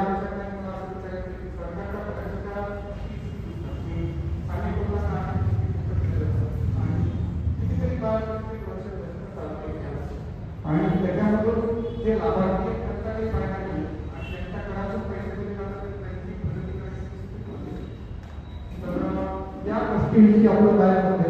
आणि दुसरी गोष्ट अशी की जे उद्योगपती असतात, खूप मोठे उद्योगपती देशामध्ये देशाची सतत उद्योगपती अशी आपल्या देशात सरकार या देशामध्ये इंत करून सांगतो की खूप मोठ्या टीकेला विनाकारण टीकेला सामोरं जावं लागतं. तर अशा गोष्टीमध्ये एकंदरीत लोकांचं मोटिवेशन काय आहे पहिला प्रश्न तुम्ही जो विचारला आर्थिकच्याबद्दल पूर्ण ऐकून नाही आलं. त्याच्यामुळे नक्की ते काय म्हणाले सरकार जे आम्ही मुक्त काय चालवतात लोकांना देण्यासाठी त्याच्यातले लाभार्थी आहेत त्यांचा काही फायदा होत नाही कारण ते आर्थिक आणि जे लोकांच्या जे दिले जातात तर त्या लोकांना प्रगती करण्याचा स्पीड कमी लोकांना जास्तीत जास्त टॅक्स भरतात. ठीक आहे, पण या त्याचा पूर्वाभाव तुम्ही जर लोकशाहीचं स्ट्रक्चर बघितलं, आपण लोकशाही देश आहोत, तुम्ही जर का त्याचं स्ट्रक्चर बघितलं तर हे असंच असतं. somebody will cross subsidize somebody else. त्यांच्याकडे आहे टॅक्स भरणं, त्यांच्याकडे नाही. त्यांच्यापर्यंत तो hoping that there will be a day when it becomes an egalitarian society. तर आपण आता फक्त 75 वर्ष जुना देश आहोत, हे तुम्ही लक्षात घ्या. एका माणसाचं आयुष्य बघितलं तर 75 वर्ष is is full life time. पण तुम्ही जर देशाचं आयुष्य अशा दृष्टीने विचार केला गेला तर 75 वर्षच नाही. आणि त्या मानाने आपण जेवढी प्रगती केलेली आहे, I think we should really be proud. गेले 75 वर्षामध्ये लोकशाही व्यवस्था टिकवून ठेवली. एवढ्या कमी कालावधीमध्ये देशांनी जी प्रगती केलेली आहे, डिस्पाईट ऑल ऑड्स. त्याच्यामुळे क्रॉस सबसिडी तर राहणारच. पण मी जे म्हणते की जास्तीत जास्त प्रमाणामध्ये लोकांना ज्याची आवश्यकता आहे, एनेबलिंग एन्व्हायरमेंट जे निर्माण करण्याची आवश्यकता आहे. नुसतं सगळं फुकट दिल्याने सगळे प्रॉब्लेम सॉल्व्ह केलेला तर नक्कीच होणार. पण आज तुम्ही जर का जाऊन बघितलं, आज ग्रामीण भागामधल्या मुलांशी जर का तुम्ही जाऊन संवाद साधला तर त्यांची जी ॲस्पिरेशनल लेवल आहे ती अक्षरशः शहरी मुलांना लाभवेल अशा लेवलला आहे. आणि हे कुठून झालेलं आहे? अनेक गोष्टी याच्यामध्ये झालेल्या आहेत. यावर्षी मला वाटतं 10वी किंवा 12वीची जी टॉपर मुलगी आहे ती मोरारजी देसाई स्कूलमधली मुलगी आहे. त्याच्यामुळे ठरवलं तर आपण निगेटिव्ह गोष्टी अधोरेखित करत राहू शकतो. पण जेवढा कॉम्प्लेक्स आपला देश आहे आणि जेवढ्या कॉम्प्लेक्स या सिस्टीम्स आहेत, तर सगळे प्रश्न एका दिवसामध्ये सुटतील का तर नक्कीच नाही. पण कन्सिस्टंटली जनरेशन आफ्टर जनरेशन जेव्हा लोक प्रयत्न करत राहतात, तेव्हाच कुठेतरी तो जो इगॅलिटेरियन सोसायटीचा जो एक आपल्याला सगळ्यांना अभिप्रेत आहे तिथे आपण नक्की पोहोचू. आणि हॅज आणि have nots unfortunately it is a reality. आपल्याला ते आवडो अथवा न आवडो. जेव्हा मी पुण्यामध्ये राहत होते आणि एका टिपिकल मध्यमवर्गीय कुटुंबामध्ये मी जेव्हा वाढली, तेव्हा माझा जगाकडे बघण्याचा जो दृष्टिकोन होता किंवा मला जे जग आहे असं वाटायचं, हे आणि आताची मी, तेव्हाची मी आणि आताची मी याच्यामध्ये जमीन आसमानाचा फरक. कारण मी अशा प्रकारच्या लोकांनाही भेटत गेलेली आहे over period of time. Even माझ्या प्रिपरेशनच्या डेजमध्ये जेव्हा मी पुण्यामध्ये, मी दिल्लीला गेले नाही, पुण्यामध्ये राहून तयारी केली, त्याची ग्रामीण भागातून आलेली मुलं जे आम्ही सगळे अभ्यास करायचो. अनेक जणांचे आईवडील कधीही शाळेत गेलेले नाही. माझे आजोबा पण शाळेत गेलेले. म्हणजे हा जो फरक आहे किंवा घरामध्ये अभ्यास करण्याचं वातावरणच नाही. काही काही अनुभव हे खूप सुंदर करणारे असतात. आपण काही त्याच्याविषयी असं करू किंवा बोलूही नाही. पण प्रत्येकाची बॅकग्राऊंड ही खूप वेगळी असते. प्रत्येकाची परिस्थिती ही खूप वेगळी असते. आणि जेव्हा तुम्ही फक्त शेवटची लाईन जी असते ती 100 मीटरमध्ये फायनल क्रॉसिंग लाईन असते, ती फक्त जर तुम्ही बघितली तर पुढे कुठे सुरुवात केली हे पण बघणं खूप आवश्यक असते. त्याच्यामुळे क्रॉस सबसिडी ही असली पाहिजे, फक्त त्याचा जो दुरुपयोग होतो तो होऊ नये. आणि हळूहळू आता जर तुम्ही बघितलं तर मार्गांमध्ये असते किंवा इतर गोष्टींमध्ये असते, जे लोक सरकारी याचा फायदा घेऊन पुढे येत आहेत ते कुठल्याच बाबतीत कमी नाही. त्याच्यामुळे सरकारने खरंच if there is anything to be proud of, there are so many things.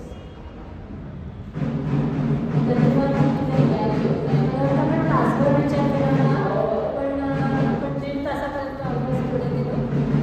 त्यामुळे तुला तर किती नक्की मला वेगळं सांगायची गरज नाही.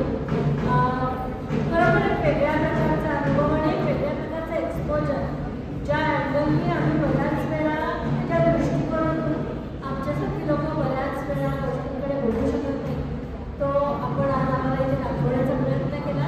म्हणून विशेष आभार.